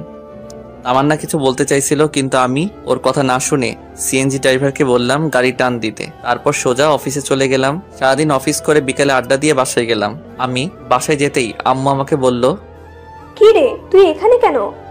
তো কোথায় যাব? তামান্নাদের বাসায় যাসনি? আমাকে কি পাগলা কুত্তায় কামড়াইছে? ভালো লাগছে না, খাবার দাও তো। তোমার কথা রাখতে গিয়ে আজ আমার জীবন তেজপাতা হয়ে গেল। কি বললি? কিছু না, খাবার দাও তাড়াতাড়ি, আমি ফ্রেশ হয়ে আসছি। আচ্ছা আয়। তারপর ফ্রেশ হয়ে এসে খাওয়া দাওয়া করে রুমে গিয়ে শুয়ে রইলাম। আহ কি শান্তি, কতদিন পর আজ একটু শান্তি করে বিছানায় ঘুমাবো। এতদিন এই ফকিন্নির জন্য বিছানায় ঘুমাতে পারিনি। মনে হচ্ছে 20টা বছর খাটে ঘুমাই না। শুয়ে শুয়ে গান শুনছি, এমন সময় একটা অচেনা নাম্বার থেকে কল আসলো। আসসালামু আলাইকুম, কে বলছেন? আমি। আরে এই আমিটা কে? আরে আমি তামান্না বলছি। ও আচ্ছা, তো এটা আবার কার নাম্বার? আমার একটা কাজিনের নাম্বার। তুমি ঠিক মতো খাইছো? হ্যাঁ খাইছি, আপনি খাইছেন? আচ্ছা, এখন আপনার আম্মু কেমন আছে? জি ভালো। আচ্ছা, তাহলে এখন ফোনটা রাখি, ঘুমাবো, খুব ঘুম পাচ্ছে। ওকে। কল কেটে দিয়ে ভাবছি হঠাৎ এত কেয়ার নিচ্ছে কেন। মেয়ে মানুষকে বিশ্বাস করতে নাই, এদের মনে কখন কি চলে তা নিজেরাও জানে না। যাই হোক, তামান্না যে আস্তে আস্তে আমার প্রতি দুর্বল হচ্ছে সেটা আমি ঠিকই বুঝতে পারছি। এভাবে আরো 1 সপ্তাহ কেটে গেল। আমি আরামসে বিছানায় খাওয়া দাওয়া করে অফিসে যাই আর বন্ধুদের সাথে আড্ডা দেই। তামান্নার সাথে আর কথা বলি না। যদি সে নিজে থেকে কল দেয় তাহলে হাই হ্যালো ছাড়া অতিরিক্ত কোনো কথা হয় না। সেদিন অফিসে কাজ করছি, সানি এমন সময় কল করলো। কি রে, কি অবস্থা তোর? এই তো ভালো, তোর কি অবস্থা? আসি রে, বেকার মানুষের আর কি অবস্থা। আচ্ছা শোন, যে জন্য কল করেছিলাম। বল। তোর ডিভোর্স পেপার রেডি হয়ে গেছে, বিকেলে পুকুর পাড়ে আসিস, পেপারটা নিয়ে যাস। ধন্যবাদ দোস্ত। শুকনো ধন্যবাদ দিতে হবে না, টিপ দিতে হবে। আচ্ছা ঠিক আছে, তাহলে আইমান কেউ সাথে নিয়ে আসিস। আচ্ছা ঠিক আছে। যাক, অবশেষে পেপারটা রেডি হলো। এই পেপারটার জন্য এতদিন যেই প্যারায় ছিলাম তা বলে বোঝানো যাবে না। বিকেলে অফিস শেষ করে পুকুর পাড়ে চলে গেলাম। গিয়ে দেখলাম সানি আর আইমান বসে আছে। তারপর ওদের সাথে বসে অনেকক্ষণ আড্ডা দিলাম। তারপর ওদের ট্রিট দিয়ে বাসায় চলে আসলাম। বাসায় এসে দেখি আম্মু রেগে আছে। কি হয়েছে আম্মু, এভাবে তাকিয়ে আছো কেন? তোর মোবাইল কই শুনি? আছে তো। তাই বলে পকেটে হাত দিয়ে মোবাইলটা বের করে দেখি মোবাইলটা বন্ধ হয়ে আছে। তোকে কল দেই, কল যায় না কেন? আমি ফোনে চার্জ ছিল না, সেজন্য কল আসেনি। মোবাইল চালাতেই ভালো লাগে, চার্জ দিতে মনে থাকে না। আচ্ছা বাদ দাও তো, কল দিয়েছিলে কেন? তামান্নাকে নিয়ে আসার জন্য। আমি তো নিয়ে আসতে যাব ওকে, একা একা আসতে পারে না নাকি? নাকি আমি ওর বডিগার্ড? এ কেমন কথা বলছিস? মেয়েটা একা একা আসবে কি করে? তুই যা, ওকে নিয়ে আয়। আমি কি ওকে নিয়ে আসবো মানে? হ্যাঁ, তুই গিয়ে ওকে নিয়ে আয়, না হলে তোর এই বাড়িতে ঠাঁই নাই। এটা কেমন কথা? হ্যাঁ, এখন চুপচাপ গিয়ে ওকে নিয়ে আয়। কি আর করার, বাসা থেকে বেরিয়ে আবার তামান্নাদের বাসায় গেলাম। ওদের বাসায় গিয়ে দেখি 8:30 বাজে। অনেকক্ষণ ধরে কলিং বেল বাজাচ্ছে কিন্তু দরজা খুলছে না। অনেকক্ষণ পর তামান্নার মা এসে দরজা খুলে দিল। আসসালামু আলাইকুম, কেমন আছেন? আলহামদুলিল্লাহ ভালো, তুমি কেমন আছো বাবা? আলহামদুলিল্লাহ ভালো। তামান্না উপরে আছে, যাও। ইচ্ছা না থাকা সত্ত্বেও উপরে চলে গেলাম। গিয়ে দেখলাম তামান্না রেডি হয়ে বসে আছে। আমি ওকে বললাম, রেডি হয়েছেন? আম্মা ফোন করেছিল, কিন্তু তুমি আসতে এত দেরি করলে কেন? অফিস থেকে আসতে একটু দেরি হয়ে গেছে। আচ্ছা চলুন। এখন না, পরে যাব, আগে খাওয়া দাওয়া করে নেই। বাসায় গিয়ে খাবো। না, এখান থেকে খেয়ে বাসায় যাব, আম্মু সব রান্না করেছে। কি আর করার, খাওয়া দাওয়া করে বাসার উদ্দেশ্যে রওনা দিলাম। সিএনজির ভিতরে কেউ কারোর সাথে কথা বলছিলাম না। মনে মনে ভাবতে লাগলাম, আজ থেকে আর আরাম করে খাটে ঘুমাতে পারবো না। একটু পর বাসায় আসলাম। বাসায় এসে দেখি বাসার সব লাইট অফ করা। দরজায় টোকা দেওয়ার আগে দরজা খুলে গেল। বাসার ভিতরে সব লাইট বন্ধ। তারপর আম্মুকে অনেকবার ডাকলাম, ধুর কোনো সারা শব্দ নাই। অনেক চিন্তায় পড়ে গেলাম, কোনো অঘটন ঘটলো না তো? তামান্না ভয়ে আমার হাত চেপে ধরে রাখলো। আমি পকেট থেকে মোবাইলটা বের করে লাইট জ্বালাতে যাব, এমন সময় আমাদের দুজনকে অবাক করে দিয়ে অনেকগুলো লাইট একেবারে চলে গেল। এরপর সানি, আইমান আর আম্মু একসাথে বলে উঠলো, happy birthday to you, happy birthday dear Tamanna, many many happy returns of the day. আমি তো পুরাই টাস্কি খেয়ে গেলাম। এসব কে করলো, কখন করলো আর কিভাবে করলো? আমি তো এই 2 ঘন্টা আগে বাসায় ছিলাম, কই তখন তো কিছুই ছিল না। আমি শুধু ভাবছি। আর তামান্না আম্মুকে বলল, আম্মু আপনি কি করে জানলেন আজকে আমার জন্মদিন? আর এত কিছুই বা কে করলো? সবাই একসাথে আমাকে দেখিয়ে দিল। আমি তো আবার টাস্কি খেয়ে গেলাম। যাই হোক, তারপর সবাই মিলে কেকটা কাটলাম। কেক কেটে তাহলে আমাকে একটু খাইয়ে দিল। তারপর আমিও ওকে খাইয়ে দিলাম। একা একা সবাই খেয়ে নিলাম। সবাই মিলে অনেক মজা করলাম। এরপর সানি, আইমান আর আম্মু তামান্নাকে অনেকগুলো গিফট দিল। আমি বাকি রইলাম। সানি তামান্নাকে বলল, আমি আমার গিফট কাল সকালে দেব। আমি তো নির্বাক হয়ে দাঁড়িয়ে রইলাম। এরপর আমি সানি আর আইমান ছাদে চলে গেলাম। ছাদে গিয়ে আমি সানিকে বললাম, কিরে তোরা এত কিছু কিভাবে জানলি? আমরা তো কিছুই জানতাম না, আন্টি আমাদের ফোন করে সবকিছু বলেছে, আর আন্টি তোকে সবকিছু জানাতে বারণ করেছে। ও আচ্ছা, এই সানি তুই যে বললি আমি কাল সকালে ওকে গিফট দিব, ওকে আমি কি গিফট দিব? আরে বেটা, তামান্না তোর কাছে কি চেয়েছিল? ডিভোর্স, তাই না? আর ডিভোর্স পেপার তো রেডি হয়ে গেছে। কাল সকালে ডিভোর্স পেপার তামান্নাকে দিবি, আর এটাই হবে ওর সব থেকে বড় উপহার। একদম ঠিক বলছিস। আচ্ছা অনেক রাত হয়েছে, এখন ঘুমাতে যাই। চল। এরপর ছাদ থেকে নেমে সানিয়া রাইমানকে একটা রুমে রেখে আমি আমার রুমে চলে গেলাম। রুমে গিয়ে দেখি তামান্না বসে বসে মোবাইল চালাচ্ছে। আমাকে দেখে বলল, থ্যাঙ্কস শিহাব। ধন্যবাদ। কেন? এত বড় একটা সারপ্রাইজ দেওয়ার জন্য। আচ্ছা ঠিক আছে, ঘুমিয়ে যান, অনেক রাত হয়েছে। এটা বলে বিছানা থেকে একটা বালিশ নিয়ে সোফায় ঘুমাতে যাব। এমন সময় তামান্না বলল, আমার গিফট কই? কাল সকালে অফিসে যাওয়ার আগে টেবিলের উপর রেখে যাব। ওকে আচ্ছা, একটা কথা বলি। বলেন। সোফায় না ঘুমালে হয় না? সোফায় না ঘুমালে কোথায় ঘুমাবো? খাটে ঘুমাও, অসুবিধা নাই। নো থ্যাঙ্কস, লাগবে না, আপনি ঘুমিয়ে যান। আর কিছু না বলেই ঘুমিয়ে পড়লাম। সকালে ঘুম থেকে উঠে দেখি তামান্না আমার আগেই ঘুম থেকে উঠে গেছে। আমি ফ্রেশ হয়ে ডাইনিং টেবিলে গিয়ে দেখি আম্মু রান্না করছে আর তামান্না সবকিছু ডাইনিং টেবিলে গুছিয়ে রাখছে। তারপর নাস্তা করে রুমে এসে ডিভোর্স পেপারটা হাতে নিলাম। অনেক কষ্ট হচ্ছে ডিভোর্স পেপারটা নিয়ে অনেকক্ষণ ধরে দাঁড়িয়ে আছি, সাইন করতে পারছি না। মেয়েটাকে অনেক ভালোবেসে ফেলেছিলাম, কিন্তু কি করার, হয়তো সে অন্য কারো কাছে ভালো থাকবে আমার থেকে, আর আমিও চাই সে সবসময় ভালো থাকুক। মনকে শক্ত করে সাইনটা করেই ফেললাম। ডিভোর্স পেপারের সাথে আরেকটা ছোট চিটকুট লিখলাম, আজ আপনার জন্মদিনের সব থেকে বড় উপহারটা দেওয়ার চেষ্টা করলাম। আমি জানি এই উপহারটা আপনার জন্য সব থেকে বেস্ট, যেটা আপনি আমার থেকে চেয়েছিলেন। আশা করি আপনিও সাইনটা করে দিবেন। দোয়া করি সবসময় ভালো থাকবেন, আর পারলে আমাকে মাফ করে দিবেন আপনাকে অনেক কষ্ট দেওয়ার জন্য। আর আমি চাই আপনি সবসময় ভালো থাকেন। এরপর চিরকুট আর ডিভোর্স পেপার টেবিলের উপর রেখে অফিসে চলে গেলাম। অফিসে যাওয়ার পথে অনেক পুরাতন একটা বন্ধুর সাথে দেখা, তারপর তার সাথে অনেকক্ষণ আড্ডা দিলাম। বন্ধুর সাথে আড্ডা দেওয়াতে অফিসে যেতে 20 মিনিট দেরি হলো। এরপর দেরিতে অফিসে যাওয়ার জন্য বসের অনেক ঝাড়ি শুনতে হলো। রাগে মোবাইলটা সাইলেন্ট করে রেখে কাজ করতে শুরু করি। অন্য দিনের তুলনায় আজকে একটু কাজের চাপ বেশি, কিন্তু কিছুই করার নাই। বেশি বাড়াবাড়ি করলে চাকরি থেকে বের করে দেওয়া হবে। বিকেলবেলা অফিস শেষে পকেট থেকে মোবাইলটা বের করতেই আমি পুরো অবাক হয়ে গেলাম। আম্মু 122টা কল দিয়েছে। তামান্নার আম্মুও অনেকগুলো কল দিয়েছে। সানি, আইমানের কোনো মেসেজ গুলো দেখে আমি তো আরো অবাক। একসাথে এতগুলো মেসেজ, এতগুলো কল, ব্যাপারটা কি কিছুই তো বুঝতেছি না। আর এতগুলো কল SMS আসলো, আমি টেরই পাইলাম না।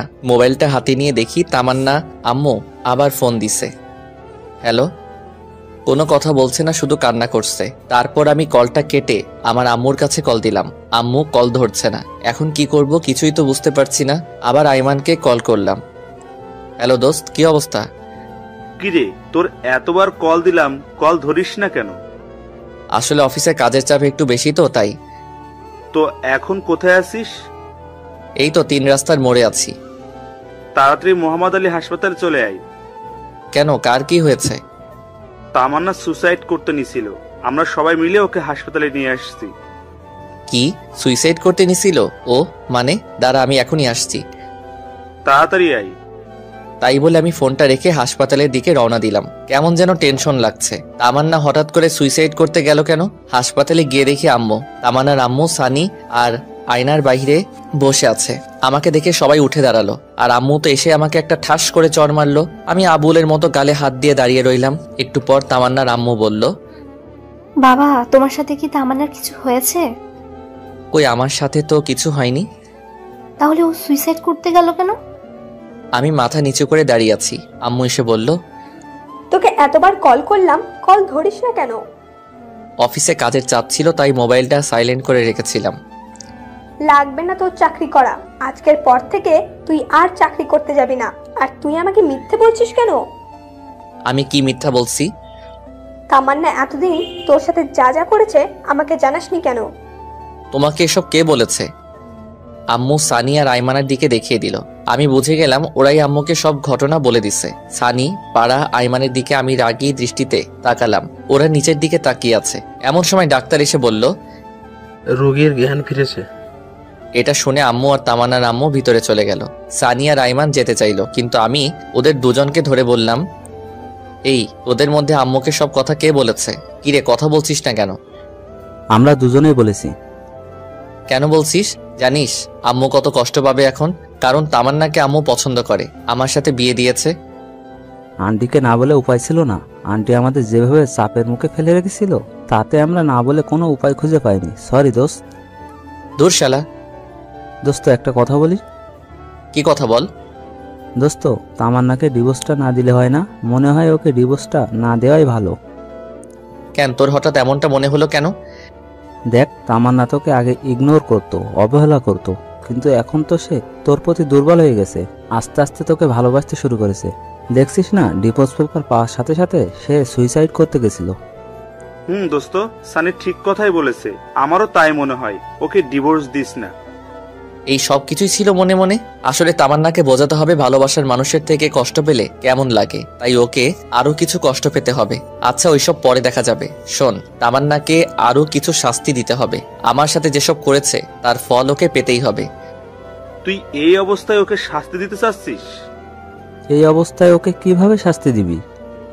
সময় হলেই সবকিছু দেখতে পারবি। এখন এসব না ভাবলেও চলবে। আমরা 3 জন কথা বলছি, আমাকে সবাই আম্মু বাহিরে আসলো। বাহিরে এসে আমাকে বলল, এই হারামজাদা, তোর মনে কি একটু দয়া মায়া নেই? মেয়েটা যে এখন কেমন আছে একটু খবর নেওয়া যায় না? আয় ভেতরে আয়, তামান্না তোকে ডাকছে। আম্মুর কথা শুনে আমরা তিনজনে ভিতরে গেলাম। আমি ভিতরে গিয়ে তামান্নার মাথার কাছে বসলাম। আমাকে দেখে একটু অভিমান করে মাথাটা অন্যদিকে ঘুরিয়ে নিল। এরপর আম্মু সবাইকে ইশারা করলো বাহিরে যেতে। আম্মুর কথায় সবাই বাহিরে চলে গেল। ভেতরে আমি আর তামান্না রইলাম। দুজনে চুপ করে বসে আছি, কেউ কোনো কথা বলছি না। দুজনে চুপ থাকার পর আমি নীরবতা দেখে বললাম, এখন আপনার কি অবস্থা? সেটা কারো না জানলেও চলবে। কথা শুনে বুঝলাম মেয়েটা আমার উপর অনেক অভিমান করে আছে। সমস্যা নাই বালিকা, দেখতে থাকো। তোমার জন্য আরো কত কি অপেক্ষা করছে, সামনে যে আরো কত কি হতে যাচ্ছে সেটা আমি নিজেও জানি না। কিছুক্ষণ পর আমি আবারও বললাম, রাগ করেছেন? রাগ করার মানুষ থাকলে তো রাগ করব, আমার কি রাগ করার মানুষ আছে নাকি? আচ্ছা বাদ দেন, এই কাজটা কেন করতে গেলেন সেটা বলেন। তুই কি কিছুই বুঝিস না? আপনি কেন সুইসাইড করতে নিয়েছিলেন সেটা আমি কি করে জানবো? যা, তোর কিছুই বুঝতে হবে না। তুই এখানে কেন এসেছিস? এখান থেকে চলে যা। আমি মারা গেলে তো সব থেকে বেশি তুই খুশি হতি। সবাই আপনাকে দেখতে আসতে বলেছে তাই দেখতে আসছি। কি? সবাই দেখতে আসতে বলছি তাই তুই আমাকে দেখতে আসছিস? তার মানে তুই আমাকে মন থেকে দেখতে আসিসনি? আচ্ছা এইসব বাদ দেন তো, জন্মদিনের উপহারটা কেমন লাগছে আপনার? অনেক ভালো। উপহারটা পাওয়ার খুশি ঠেলায় তো নিজের জীবনটা দিয়ে দিতে চাইছিলাম, কিন্তু পারলাম না। খুশি হননি কেন? আজ থেকে তো আপনি মুক্ত। এখন থেকে নিজের ইচ্ছা মতো চলতে পারবেন, প্রেম করতে পারবেন, ঘুরতে যেতে পারবেন। ডিভোর্স পেপারে সাইন করতে গিয়ে তোর কি একটু বুক কাঁপেনি?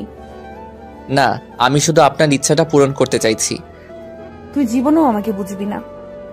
আমার কাউকে বুঝতে হবে না। আমরা কথা বলছি, আমার সময় আম্মু এসে বলল, কি রে, তোদের কথা বলা শেষ হয়েছে? আমরা তো কথাই বলি নাই, কথা শুরুই হয় নাই, শেষ হয় নাই। কথা শেষ হবে কি করে? সুফিয়া তামান্নাকে আমার বাসায় নিয়ে যায়, কিছুদিন আমার বাসায় রেখে তারপর পাঠিয়ে দেব। তুই যেটা ভালো মনে করিস। বাহ, দুজনের বন্ধুত্ব টিকিয়ে রাখার জন্য মাঝখানে আমাকে বলি দেওয়া হলো। আমি কেবিন থেকে বের হয়ে যাচ্ছি। আসার সময় আম্মু বলল, কি রে, তুই কোথায় যাস? বাসায় যাচ্ছি। আবার কোথায় যাব? যা, তামান্নাকে ওদের বাসায় দিয়ে আয়। আমি কিছু না বলে চুপচাপ দাঁড়িয়ে আছি, সেটা দেখে আম্মু আবার বলল, কি রে, আমি কি বলছি কথা কানে যায় না? আরে দিয়ে আসবো তো, সমস্যা নাই, কিন্তু তুমি এমন করছো কেন? চুপচাপ গিয়ে একটা সিএনজি নিয়ে আয়। তারপর আমি আর কিছু না বলে বাহিরে গিয়ে একটা সিএনজি থেকে নিয়ে আসলাম। তারপর আমি তামান্নার আম্মু সিএনজিতে উঠে ওদের বাসার উদ্দেশ্যে রওনা দিলাম। সানি আর আইমানকে বললাম আম্মুকে ঠিক মতো বাসায় পৌঁছে দিতে। গাড়ির মধ্যে কেউ কোনো কথা বলি না। গাড়ি থেকে নেমে তামান্নাকে ধরে ধরে বাসার ভিতরে নিয়ে যাচ্ছি, কিন্তু ফকিন্নিটা হাঁটতে পারছে না। ইচ্ছা না থাকা সত্ত্বেও ওকে কোলে নিতে হলো। তারপর ওকে কোলে করে নিয়ে ওর রুমে রেখে আসলাম। বাহ, ফকিন্নিটার মনে মনে লাড্ডু ফুটছে। আমিও খুশি, কখনো ওকে এভাবে স্পর্শ করিনি। কিন্তু জানো, তুমি তো জানো না তোমার জন্য আমি কি পরিমাণ বাস রেডি করতেছি। বাস থেরাপি দিয়েই আমি তোমার অহংকার মাটিতে লুটাবো।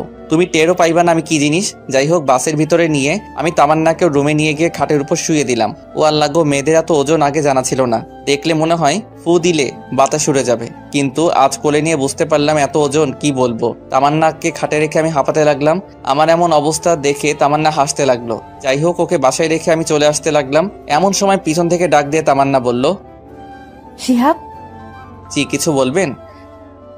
বলছি আমি আজকে না গেলে হয় না? না, আমাকে বাসায় যেতেই হবে। অফিস থেকে আসছি, এখনো ড্রেস চেঞ্জ করিনি। আচ্ছা, তো কিছু খাইছো কি?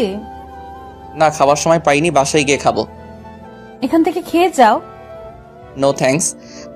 আর কিছু না বলে সোজা হাঁটা দিলাম। তামান্নার আম্মু অনেকবার করলো থেকে যেতে, কিন্তু আমি না করে দিয়ে বিদায় নিয়ে বাড়িতে চলে আসলো। তারপর বাসায় এসে ফ্রেশ হয়ে নাস্তা করে শুয়ে পড়লাম। এভাবে আরো কিছুদিন কেটে গেল।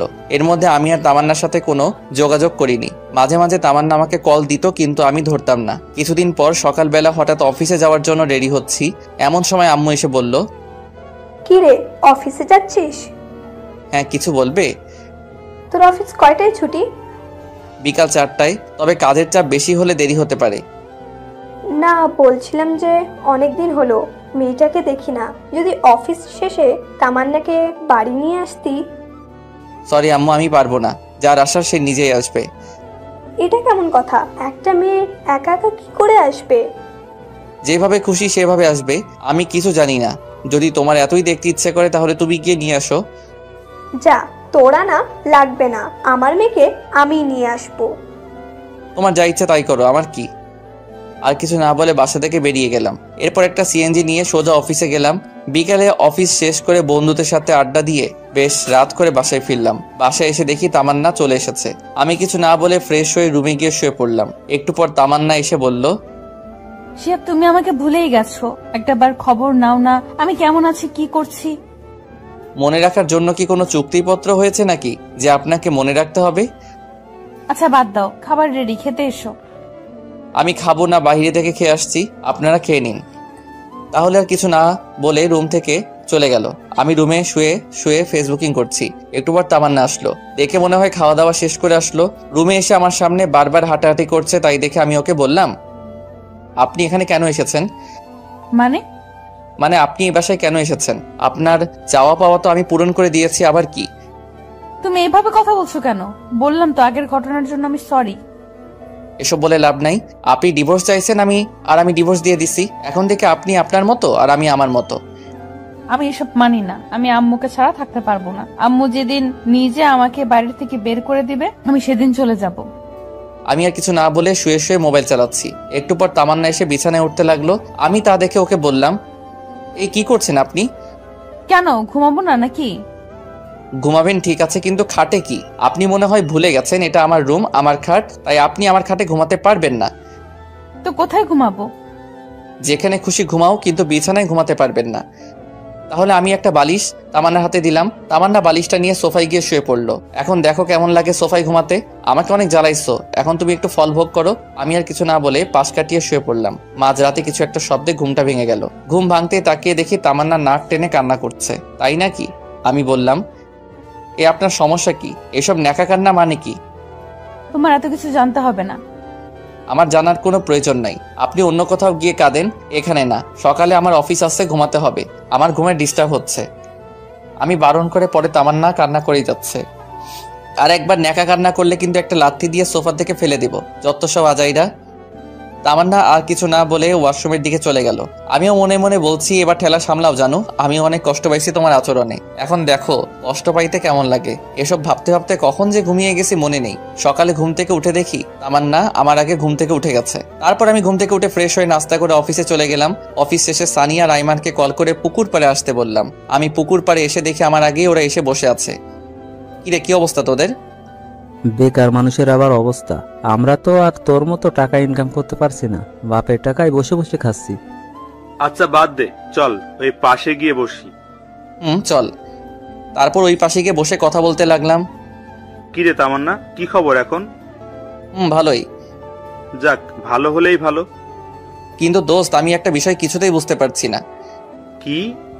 তামান্না কি ডিভোর্স দিলাম সেটার কোনো খবর নাই, আবার আমার বাড়ি থেকেও যাচ্ছে না। আরে বোকা, ও যাবে কি করে? ও তো এখন তোকে ভালোবেসে ফেলেছে।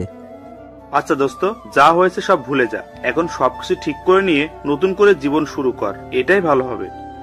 আরে না না, তাও আরো কিছু শাস্তি দিতেই হবে। এই শিহাব শোন। চল। তামান্না তোকে কলেজের সবার সামনে অপমান করেছে না? তুইও কি ওকে কলেজের সবার সামনে অপমান করবি? সেটা কি করে? আচ্ছা তাহলে শোন। ও মাই গুডনেস, সানি এত বড় একটা প্ল্যান, বল কি বলবো। আমি তো এটা কখনো ভাবিনি। কি আপনারা কিছু বুঝতে পারছেন না তাই তো? গল্প পড়তে থাকুন, সবকিছু বুঝতে পারবেন। তারপর সানিকে বললাম, দূর বেটা, এভাবে অপমান করা ঠিক হবে না। যতই হোক সে আমার স্ত্রী। আরে বেটা, সমস্যা নাই, এখন একটু শাস্তি দে, পরে একটু বেশি করে আদর করে দিস, তাহলেই হয়ে যাবে। আর আমি তুই আর ভালো হইলি না। আচ্ছা, কি কলেজে যাবি নাকি অফিসে যাবি, কোনটা? দুটোই, অফিসও করব আবার কলেজও করব। বসকে বললেই ছুটি দিয়ে দিবে। আচ্ছা, তাহলে তো তোর আর কোনো সমস্যা নাই। এরপর আরো কিছুক্ষণ সবাই মিলে বসে আড্ডা দিলাম। তারপর আমি বাসায় ফিরলাম। বাসায় ফিরে ফ্রেশ হয়ে নাস্তা করে সানির প্ল্যান অনুযায়ী মোবাইলটা সাইলেন্ট করে কানে ধরে কথা বলার অভিনয় করতে লাগলাম। পাশেই তামান্না ছিল। মানুষ প্রেম করে যেমন রোমান্টিক কথা বলে, আমি তেমনই রোমান্টিক কথা বলছি। এসব দেখে রেগে ফুলতে লাগলো। আমি আরো জোরে জোরে হেসে কথা বলতে লাগলাম। অনেকক্ষণ বক বক করার পর ফোনটা রেখে দিলাম। আসলে কোনোদিন প্রেম করিনি তো, তাই বেশি কথা বলতে পারলাম না। আমি তামান্নাকে দেখিয়ে ফোনে একটা কিস দিলাম। তামান্না এসে আমার সামনে দাঁড়ালো। কিছু বলবেন? মেয়েটাকে তা দিয়ে আপনার কি কাজ? অনেক কাজ আছে, সেটা তোমার না জানলেও চলবে। আগে বলো মেয়েটাকে। আমার ভবিষ্যৎ বউ আবার কে? বাসায় বউ রেখে অন্য মেয়ের সাথে কথা বলতে লজ্জা করে না? কি বাসায় বউ মানে? কে বউ? কার বউ? কিভাবে বউ? আমি তোমার বউ, আবার কে? আপনি ভুলে যাবেন না আপনাকে আমি ডিভোর্স দিয়ে দিয়েছি, সো আপনি আমার কেউ নন। মানে কি বলছো সব তুমি? আপনি যা শুনেছেন তাই বলেছি। আর হ্যাঁ, আমার কোনো পার্সোনাল ব্যাপারে আপনি নাক গলাতে আসবেন না। আমি আম্মুকে বলে আপনাকে আপনার বাসায় পাঠানোর ব্যবস্থা করছি। শিহাব, আমি যা করেছি তার জন্য সত্যি আমি অনেক লজ্জিত। প্লিজ আমাকে মাফ করে দাও। আমি সরি তো। আমি ওর হাত আমার হাত থেকে এক ঝাড়ি দিয়ে ছাড়িয়ে নিলাম। এরপর আমি সেখান থেকে রাগ দেখিয়ে ছাদে চলে গেলাম। তারপর ছাদে গিয়ে দরজা আটকে দিয়ে একা একা লুঙ্গি ডান্স করতে লাগলাম। ফকিনি, যখন আমি তোর পিছনে ঘুরতাম, পাগলের মতো ভালোবাসতাম, তখন তুই আমার 2 টাকার দামও দিতি না। এবার দেখ কেমন লাগে। একটু পর ছাদ থেকে নেমে এসে ডিনার করে রুমে গিয়ে শুয়ে পড়লাম। তামান্না যথারীতি একটা বালিশ নিয়ে সোফায় ঘুমিয়ে পড়লো। রাতে কেন জানি ঘুমটা ভেঙে গেল। ঘুমটা ভাঙতে দেখলাম তামান্না কুটি মেরে শুয়ে আছে। ওর মায়াবী সুন্দর চেহারাটা দেখে আবারও ক্রাশ খেলাম। আসলেই ঘুমন্ত মানুষকে সত্যি অনেক সুন্দর এবং অনেক মায়াবী দেখতে লাগে। তামান্নার দিকে একটু ভালো করে তাকিয়ে দেখলাম মেয়েটা ঠান্ডায় কাঁপছে। তারপর আমি বিছানা থেকে উঠে গিয়ে কম্বলটা ওর গায়ে দিলাম। মোবাইলে সময় দেখলাম, একটু পর ফজরের আজান দেবে, তাই আর ঘুমালাম না। বিছানা থেকে উঠে এসে আজান দেওয়ার সাথে সাথে মসজিদে গিয়ে নামাজ আদায় করে আসলাম। নামাজ পড়া শেষে একটু হাঁটাহাঁটি করলাম। বাসায় এসে দেখি তামান্না মুখ টিপে টিপে হাসছে। মনে হয় কম্বলটা দেওয়ার কারণে এত খুশি। বালিকা এত খুশি হওয়ার কিছু নাই। একটু অপেক্ষা করো আর দেখতে থাকো শিহাব কি জিনিস। তুমি আমাকে যে কষ্ট দিয়েছো তা সুদে আসলে পরিশোধ করে নেব। সকালে নাস্তা করে রুমে এসে মোবাইল টিপতেছি, এমন সময় আম্মু এসে বলল, কি রে, আজকে অফিসে যাবি না? না আম্মু, আজকে ছুটি নিয়েছি। কেন রে, শরীর খারাপ নাকি? না আম্মু, অনেকদিন হলো কলেজে যাইনি, তাই ভাবছি আজকে কলেজে যাব। আর কলেজে একটু কাজও আছে। তামান্না আমার পাশেই ছিল। ও আমার কলেজে যাওয়ার কথা শুনে আম্মুকে বলল, আমি বলছিলাম কি, আমিও তো অনেকদিন হলো কলেজে যাই না, আর পড়াশোনাটাও ঠিকভাবে হচ্ছে না। যদি আজকে শিহাবের সাথে কলেজে যাই তাহলে কি কোনো সমস্যা হবে? আরে আমার আবার কি সমস্যা হবে? তোরা দুজন কলেজে যাবি, যা। ধন্যবাদ আম্মু। এই শিহাব, হ্যাঁ আম্মু বলো। বলছি তুই তামান্নাকে সাথে নিয়ে কলেজে যা। আমি পারবো না। পারবি না কেন? যে যার মতো কলেজে যাবে, আমি কাউকে নিয়ে যেতে পারবো না। এটা কেমন কথা? মেয়েটা একা একা কি করে কলেজে যাবে? যার যেভাবে খুশি যাক, আমি কাউকে নিয়ে যেতে পারবো না। আমি আম্মুকে আর কিছু বলতে না দিয়ে সোজা রুমে চলে আসলাম। রুমে এসে রেডি হয়ে তামান্নার আগেই কলেজে চলে গেলাম। আমি, সানি, আইমান আর ইতু একসাথে বসে আছি। তামান্নাকে আসতে দেখে সানি বলল, এ মামা, ও আসছে, শুরু করে দে। কে আসছে? আরে শালা, তোর বউ আসছে। প্ল্যান অনুযায়ী কাজ শুরু করে দে। এরপর আমি আর ইতু বসে বসে দুজন দুজনের হাত ধরে হেসে হেসে কথা বলছি। ইতু প্ল্যান অনুযায়ী আমার হাত ধরে বসে আছে। তামান্না তো আমাদেরকে দেখে রাগে ফুলতে লাগলো। তামান্না আমাদের কিছু না বলে সোজা উপরে চলে গেল। আমরা তো সবাই হাসতে হাসতে শেষ। আমরা কেউই আজ ক্লাস করিনি। সবাই বসে বসে আড্ডা দিচ্ছি। তামান্না উপর থেকে বারবার আমাদের দিকে তাকাচ্ছিল। আমি অভিনয়টা বেশ ভালো করে চালিয়ে যাচ্ছি না? যে কেউ দেখলে বলবে আমরা দুজন দুজনকে অনেক ভালোবাসি, কিন্তু এটা ছিল আমাদের প্ল্যান। এভাবে 2 ঘন্টা পার হয়ে গেল। 2 ঘন্টা পর তামান্না ও তার বান্ধবীরা একসাথে আমার দিকে আসছে। সানি আর আইমান ওদের দেখে গান গাইতে লাগলো। আমার এই বাজে স্বভাব কোনোদিনও যাবে না। একটা সিনিয়র মেয়ে এসে সানিকে বলল, যখন একটা কানের নিচে পড়বে এমনিতেই বাজে স্বভাব চলে যাবে। আমি তখনও ইতুর হাত ধরে বসে আছি। আর আমার এমন আচরণ দেখে তামান্না বলল, ছি শিহাব, তোমার লজ্জা করে না? কেন আমার লজ্জা করবে কেন? আমি কি ল্যাংটা হয়ে আছি নাকি? ল্যাংটা হয়ে না থাকলেও তার থেকে অনেক খারাপ কিছু করছো। বাসায় বউ রেখে এখানে অন্য একটা মেয়ের সাথে। ছি। ওয়েট, বউ মানে কার কথা বলছেন?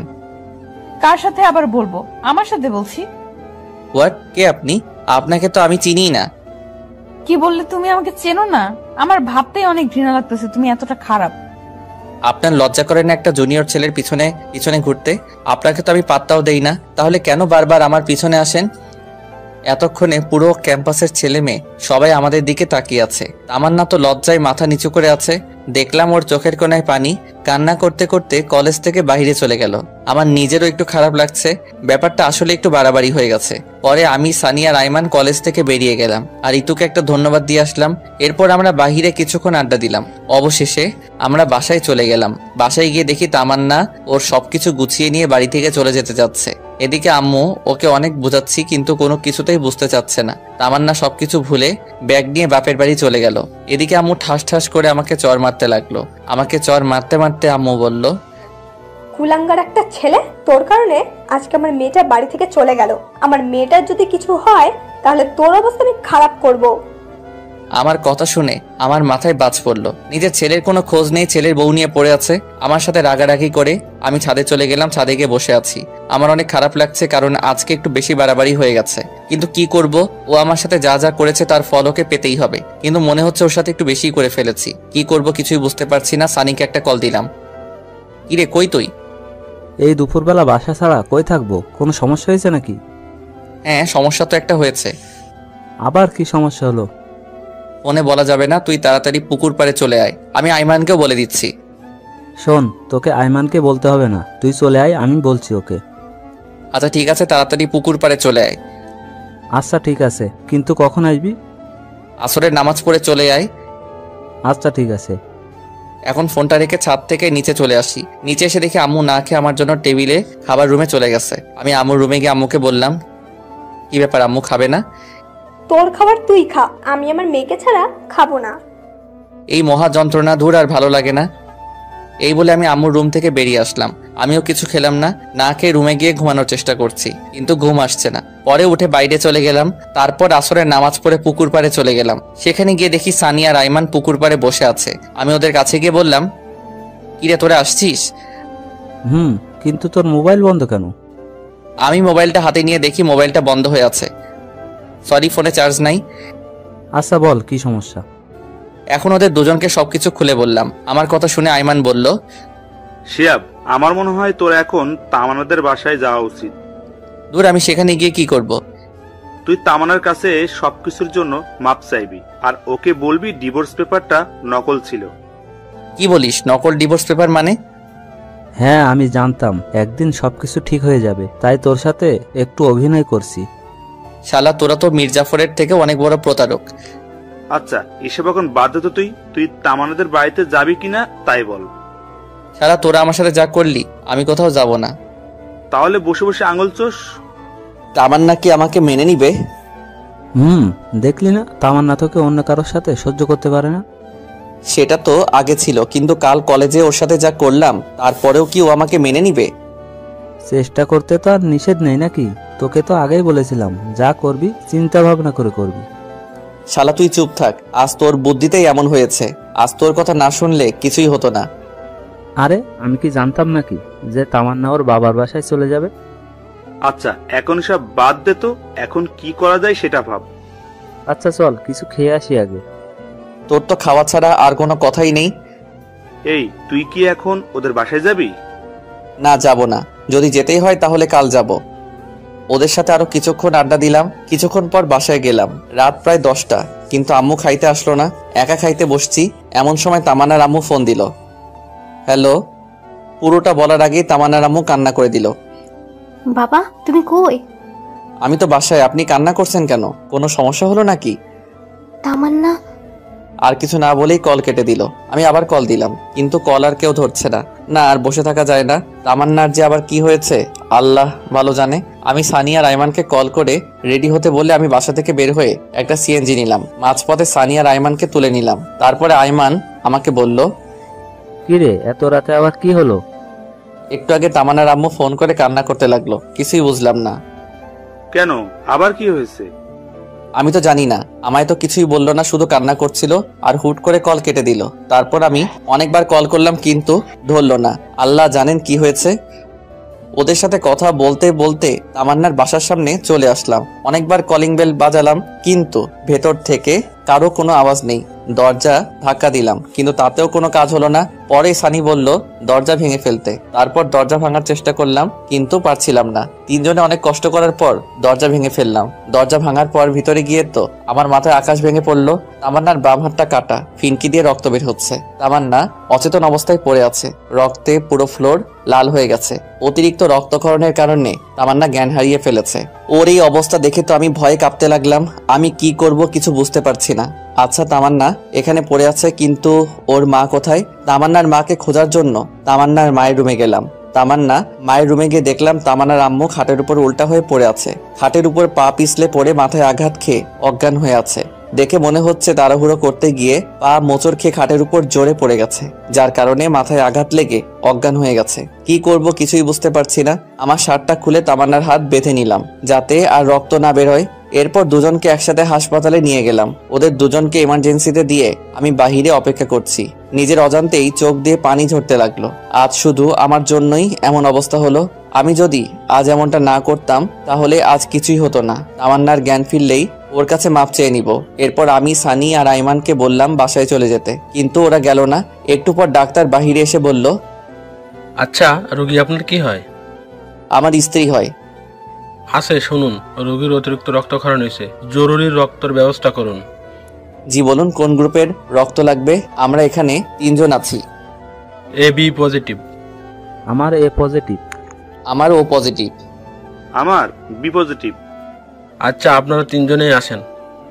এরপর 3 জনেই রক্ত দিলাম। একটু পর শাশুড়ি আমার জ্ঞান ফিরলো, উনি ঘুমাচ্ছে। এদিকে আমি তামান্নার কাছে গিয়ে ওর পাশে বসলাম। আমি নিশ্চুপ হয়ে তামান্নার দিকে তাকিয়ে আছি। তারপর ওর হাতটা ধরে ওর মায়াবী মুখটা দেখতে দেখতে কখন ঘুমিয়ে গেছি বুঝতেই পারিনি। সকালে ঘুম ভাঙলো কারো হাতের স্পর্শে। তাকিয়ে দেখি তামান্না আমার মাথায় হাত বুলাচ্ছে। আমার ঘুম ভাঙা দেখে ও মুখটা অন্যদিকে ঘুরিয়ে কালো করে বসে রইল। সেটা দেখে আমি তামান্নাকে বললাম, কি ব্যাপার, আপনি এমন করলেন কেন? সেটা কাউকে জানতে হবে না, আমার যা মনে হয়েছে তাই করেছি। আপনি এমন পাগলামি কেন করলেন বলেন? কি করব বলো? আমি তো তোমাকে কষ্ট দিয়েছি, অপমান করেছি, তোমার সাথে অনেক খারাপ ব্যবহার করেছি। তুমি তো কোনোদিন আমাকে ক্ষমা করবে না। তাই বলে সুইসাইড করবেন? এর আগেও আপনি এমন করেছেন। আমি মরলে তোমার কি? এটা শোনার সাথে সাথে ঠাস করে ওর গালে একটা চড় বসিয়ে দিলাম। আমার চড় মারা দেখে তামান্না আমাকে বলল, তুমি আমাকে মারলে? আপনাকে মেরেছি, বেশ করেছি। আমি আমার বউকে মেরেছি, কার কি? বউ? তাহলে সেদিন ডিভোর্স লেটার কেন দিলে? আরে ওইটা ডিভোর্স পেপার ছিল না, জন্মদিনের কার্ড ছিল। আর ওই চিঠিটা তো আমি এমনি এমনি বানিয়ে লিখেছি। তাহলে কাল কলেজে এমন কেন করলে? আপনি যে আমাকে অপমান করেছিলেন, আর তাই আপনাকে বোঝাতে চেয়েছিলাম। আপনার কেমন লাগে? অনেক হারামি তুই। আমি কি একটু ভেতরে আসতে পারি? আম্মু দরজার সামনে দাঁড়িয়ে বলল, না, এখন ভেতরে কারো আসা যাবে না। যদি কেউ আসতে চায় তাহলে পরে আসবে। তামান্না আমাকে জড়িয়ে ধরে এসব কথা বলল। এই কি করছেন? আম্মু দেখছে তো? দেখলি দেখুক, তাতে আমার কি? আমি আমার স্বামীকে আদর করব, কার কি? তাই বলে আম্মুর সামনে? এই হাদারাম, কিছু শেখ। আচ্ছা তোমরা তাহলে থাকো, আমি যাই। তাই বলে আম্মু শাশুড়ি আমার কাছে গিয়ে গল্প করতে লাগলো। এরপর আমি বাহিরে গিয়ে দেখলাম সানিয়া রাইমান দুজনে একটা টুলের উপর একজন আরেকজনের উপর উল্টো হয়ে শুয়ে আছে। দেখেই আমার প্রচুর হাসি পাচ্ছে। আমি পকেট থেকে ফোনটা বের করে কিছুক্ষণ ভিডিও করলাম। তারপর ওদের দুজনকে জাগালাম। এরপর সবাইরে নাস্তা করার জন্য বাহিরে গেলাম। সকালে নাস্তা করা শেষে তামান্নার জন্য নাস্তা প্যাকেট করে নিয়ে আসলাম। নাস্তার প্যাকেট নিয়ে ডাক্তারকে বললাম, ডাক্তার সাহেব। জি বলেন। আমি কি আমার রোগীদের বাসায় নিয়ে যেতে পারি? জি পারবেন, তবে শুধুমাত্র আপনার শাশুড়ি মাকে। আপনার স্ত্রীকে আরো 2 দিন রাখতে হবে। আচ্ছা ঠিক আছে। এরপর আমি আম্মুর কাছে গিয়ে বললাম, ডাক্তার বাসায় যেতে বলল। ওকে, তাহলে সবাইকে নিয়ে বাসায় চল। এখানে থেকে কি করব? আম্মু শুধু আন্টিকে নিয়ে যেতে। আমি শুনেছি তামান্নাকে আরো 2 দিন থাকতে হবে এখানে। তুমি ওনাকে আমাদের বাসায় নিয়ে যাও, কিছুদিন রেস্ট নিক। আচ্ছা ঠিক আছে, কিন্তু তামান্নাকে কে সামলাবে? আম্মু আমি আছি। কেন? আচ্ছা, তাহলে তুই ওর ভালো করে যত্ন নিস। আমরা যাই। আচ্ছা ঠিক আছে, যাও। এরপর সানিয়া রাইমানকে সাথে দিয়ে আমি এবং আমার আম্মুকে বাসায় পাঠিয়ে দিলাম। এরপর আমি তামান্নার কাছে গেলাম। এখন কি অবস্থা আপনার? আগের থেকে একটু ভালো। এই শোনো না। হ্যাঁ বলেন। আমি না একজনকে খুব ভালোবাসি। কাকে? আমার জুনিয়র বড়টাকে। কথাটা শোনো। আমি একটু অন্যদিকে তাকিয়ে মুচকে মুচকে হাসতেছিলাম। হঠাৎ তামান্না আমার মুখটা টেনে ওর মুখের কাছে নিয়ে একটা ভালোবাসার ছোঁয়া এঁকে দিল। আর তারপর বলল, এই আমাদের বিয়ে হয়েছে ঠিক, কিন্তু আমরা তো এখনো বাসর করিনি। চলো না আজকে আমরা বাসর করে নেই। একদমই না। ডাক্তার বলেছে আপনাকে আরো 2 দিন এখানে থাকতে হবে। তাই যা হবার বাসায় গিয়ে হবে। এখানে চুপচাপ রেস্ট নেন। এমনি রোমান্টিক ভাবে আরো 2 দিন পেরিয়ে গেল। তারপর আমি তামান্নাকে নিয়ে বাসায় ফিরলাম। কিন্তু তাহলে দরজার সামনে দাঁড়িয়ে পড়লো। ভিতরে যেতে চাচ্ছে না। তাই দেখে আমি বললাম, কি ব্যাপার, এখানে দাঁড়িয়ে থাকলেন কেন? কেউ যদি আমাকে কোলে করে বাসার ভেতরে নিয়ে যায় তাহলে যাব, না হলে ভেতরে যাব না। আমি বুঝতে পারলাম সে আমাকে উদ্দেশ্য করে কথাটা বলল। কি আর করার, ওকে কোলে করে নিয়ে বাসার ভিতরে গিয়ে বিছানার উপর রাখলাম। এরপর আমি ওকে রেখে চলে আসতে যাব, এমন সময় আমার হাতটা ধরে একটা টান দিল। আমি নিজেকে স্থির রাখতে না পেরে সোজা তামান্নার গায়ের উপর পড়ে গেলাম। এটা কি হলো? আমার বরকে আমার যা ইচ্ছা তাই করব, তাতে তোর কি? আমার কি দেখাবো? দেখা দেখি। এটা বলে যখনই আমি আমার মাথাটা তামান্নার দিকে এগিয়ে নিয়ে যাচ্ছিলাম এমন সময় সানি রুমে আসলো। মামা, আদর একটু পরেও করতে পারবা, এখন একটু বাইরে আসো। শালা, তুই আর আসার সময় পাইলি না? তামান্না লজ্জা পেয়ে অন্যদিকে মুখ করে বসে রইল। আমি বাহিরে গিয়ে সানিকে বললাম, শালা এখন বল, এই অসময় ডাকলি কেন? তোমাকে কিছু জানতে হবে না, 5,000 টাকা দে। কিন্তু এত টাকা দিয়ে কি করবি? তোকে দিতে বলেছি, দে। এত কথা বলিস কেন?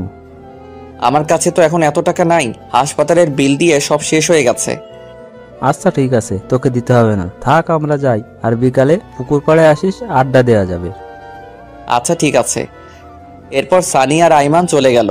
এরপর আমি গোসল করে তামান্নাকে নাস্তা করিয়ে আমিও নাস্তা করে একটু রেস্ট নিলাম। বিকেলবেলা পুকুর পাড়ে চলে গেলাম। এরপর 3 জন মিলে অনেকক্ষণ আড্ডা দিলাম, অনেকক্ষণ 3 জনের ঘোরাঘুরি করলাম। রাত প্রায় 9টা এমন সময় সানি বলল, মামা আমার যেতে হবে, একটা জরুরি কাজ আছে। আমারও কাজ আছে, আমাকেও যেতে হবে। তাই বলে ওরা 2 জন চলে গেল। এদিকে আমিও বাসায় চলে আসলাম। বাসায় এসে তামান্নার কাছে গেলাম। কি ব্যাপার, এতক্ষণ কই ছিলে? এই তো একটু বাইরে ছিলাম। কেন, আপনার কোনো সমস্যা হয়েছে কি? ওই, তুমি এখনো আমাকে আপনি করে বলছো মানে? তো কি করে বলবো? তুমি করে বলবা। আচ্ছা ঠিক আছে। আচ্ছা শোনো, আমাদের তো বাসায় হয়নি, চলো আজকে আমরা বাসর করি। কোনো আয়োজন ছাড়া বাসর করব? না থাক, কালকে সব আয়োজন করে তারপর বাসর করব। আজকে থাকো। তোমাকে বলছি মানে আজকে। এটা বলে তামান্না বিছানা থেকে উঠে আলমারি থেকে আমার জন্য একটা শেরওয়ানি বের করলো আর একটা শাড়ি বের করলো। আমাকে শেরওয়ানি দিয়ে বলল, যাও, এই শেরওয়ানিটা পরে 2 ঘন্টা পরে রুমে আসবে। 2 ঘন্টা পরে কেন? সেটা আসলেই বুঝতে পারবে, এখন যাও। আচ্ছা, এখানে পরে নেই না? তোমাকে বলছি না বাইরে যেতে। কি আর করার, ছাদে চলে গেলাম। ছাদে গিয়ে শেরওয়ানি পরে একা একা বসে আছি। কিছু ভালো লাগছে না, কি যে করব। 1 ঘন্টা 45 মিনিট হয়ে গেল, আর ভালো লাগছে না। যখনই ছাদ থেকে নামতে যাব এমন সময় সানিয়া রাইমান সামনে আসলো। কিরে, তোরা এত রাতে এখানে কি করিস? কাজ করতে করতে জীবনটা শেষ মামা। এত রাতে কি কাজ করলি? আরে শালা, তোর বাসর ঘর সাজানো। তোদের কে সাজাতে বলেছেন? কেউ না, আমরা নিজেরাই সাজিয়েছি। এখন তাড়াতাড়ি নিচে যা, তামান্না তোর জন্য অপেক্ষা করছে। একটু আড্ডা দিয়ে তারপর যাই। আজকে কোনো আড্ডা হবে না, তুই যা, তোর জন্য আজকে স্পেশাল দিন। ওকে। তারপর আমি রুমের সামনে গিয়ে দাঁড়িয়ে আছি। কেমন যেন ভয় লাগছে, আবার লজ্জা লাগছে। কিছুক্ষণ আগেও তো তামান্নার সাথে কথা বলে আসলাম, তাহলে এখন লজ্জা লাগছে কেন? তোর যা হওয়ার হবে, আগে ভিতরে তো যাই। এরপর 1 কেজি সাহস নিয়ে ভিতরে চলে গেলাম। ভিতরে গিয়ে দেখি তামান্না একটা লম্বা ঘোমটা দিয়ে বিছানার উপর বসে আছে। আমাকে দেখে বিছানা থেকে নেমে আমার পা ছুঁয়ে সালাম করতে যাবে এমন সময় আমি ওর হাত ধরে বললাম, আরে আরে কি করছো? দেখছো না সালাম করতেছি। আরে, জুনিয়রদের সালাম করতে হয় না? কে বলেছে তুমি আমার জুনিয়র? মাত্র 1 বছর, এটা কোনো ব্যাপার না। স্বামী হিসেবে তুমি সবসময় আমার উপরে থাকবে। ঠিক আছে মহারানী, কিন্তু আপনাকে আমার পা ছুঁয়ে সালাম করতে হবে না। আপনার জায়গা আমার পায়ে নয়, এই বুকে, বুঝলেন? হ্যাঁ বুঝলাম, এখন চলো। কোথায় যাব? ছাদে। ছাদে কেন? চাঁদ দেখবো তাই। আচ্ছা ঠিক আছে, চলো। এভাবে তো যাব না। তাহলে কিভাবে যাবে? আমাকে কোলে করে নিয়ে যেতে হবে। ওরে আল্লাহ, কি বলেন এইসব? এখন কোলে করে নিয়ে চলো, না হলে সারা রাত সোফায় ঘুমাতে হবে। কি আর করবো, হাতিটাকে কোলে করে নিয়ে ছাদে গেলাম। ছাদে গিয়ে ওকে নামিয়ে দিয়ে আমি হাঁপাতে লাগলাম। ওরে আল্লাহ, একটা মেয়ে মানুষ এত ওজন হয় কি করে? এইটুকুতেই এই অবস্থা? এখন থেকে রোজ কোলে করে নিয়ে আসতে হবে। মানে? সব কথার মানে বলতে হয় না, কিছু কথার মানে বুঝে নিতে হয়। আচ্ছা চলো, কিছুক্ষণ হাঁটাহাঁটি করি। ওকে। তারপর 2 জন কিছুক্ষণ হাঁটাহাঁটি করার পর তাদের একটা কোনায় গিয়ে 2 জনে বসলাম। তামান্নাও আমার পাশেই বসে। আমি উপরের দিকে তাকিয়ে বসে আছি আর ভাবছি, এই এত কি ভাবছো? আল্লাহ আমাকে পরীক্ষায় ফেলেছে, সেটার কি উত্তর দিব সেটাই ভাবছি। কি পরীক্ষা? আল্লাহ আমাকে 2টা চাঁদ দিয়েছে, একটা ওই উপরে আরেকটা আমার পাশে। এখন আমাকে বলতেছে কোনটা আমার কাছে বেশি গুরুত্বপূর্ণ। তো কোনটা তোমার কাছে গুরুত্বপূর্ণ? উপরেরটা তো শুধু রাতে আমার সাথে থাকবে, কিন্তু সকাল হলেই হারিয়ে যাবে। কিন্তু পাশেরটা সব সময় থাকবে। কিন্তু কথা হচ্ছে, যদি কখনো পাশে থাকা চাঁদটা চলে যায়, তাই ভাবছি কোনটা আমার জন্য গুরুত্বপূর্ণ। এটা শুনে তামান্না আমার হাত ধরে আমার কাঁধে মাথা রেখে বলল, এই তোমার হাত ধরে ধরে কসম করছি, পুরো পৃথিবী ছেড়ে দেব, কিন্তু তোমার হাত কখনো ছাড়বো না। তাই নাকি? তাই। এই শোনো না, বলেন। আমার না টুইন বেবি অনেক পছন্দ। তো আমাকে কি করতে হবে? তোমাকে কিছু করতে না, যা করার আমি নিজেই করব। কি করবে? সময় হলেই দেখতে পারবে। এখন রুমে চলো। ওকে চলেন। ওইভাবেই যাও কেন? তাহলে কিভাবে যাব? যেভাবে কোলে করে নিয়ে এসেছিলে সেভাবেই কোলে করে নিয়ে যাও। কি আর করার, আবারও কোলে করে নিয়ে গেলাম। হাটে রেখে আমি ওয়াশরুমের দিকে যাচ্ছি, এমন সময় আমার কলার ধরে টান দিয়ে বলল, এই কই যাস? এই তো একটু আসছি। তোকে যে টুইন বেবির কথা বললাম ভুলে গেছিস? এটা বলে আমাকে একটা টান দিয়ে খাটে ফেলে দিল। একা দুজন হারিয়ে গেলাম ভালোবাসার এক অজানা ভুবনে। আপনারা এখনো বসে আছেন? আরে ভাই, অনেক কিছুই তো দেখলেন, এখন আমাদেরকে আমাদের মতো একটু কাজ করতে দিন।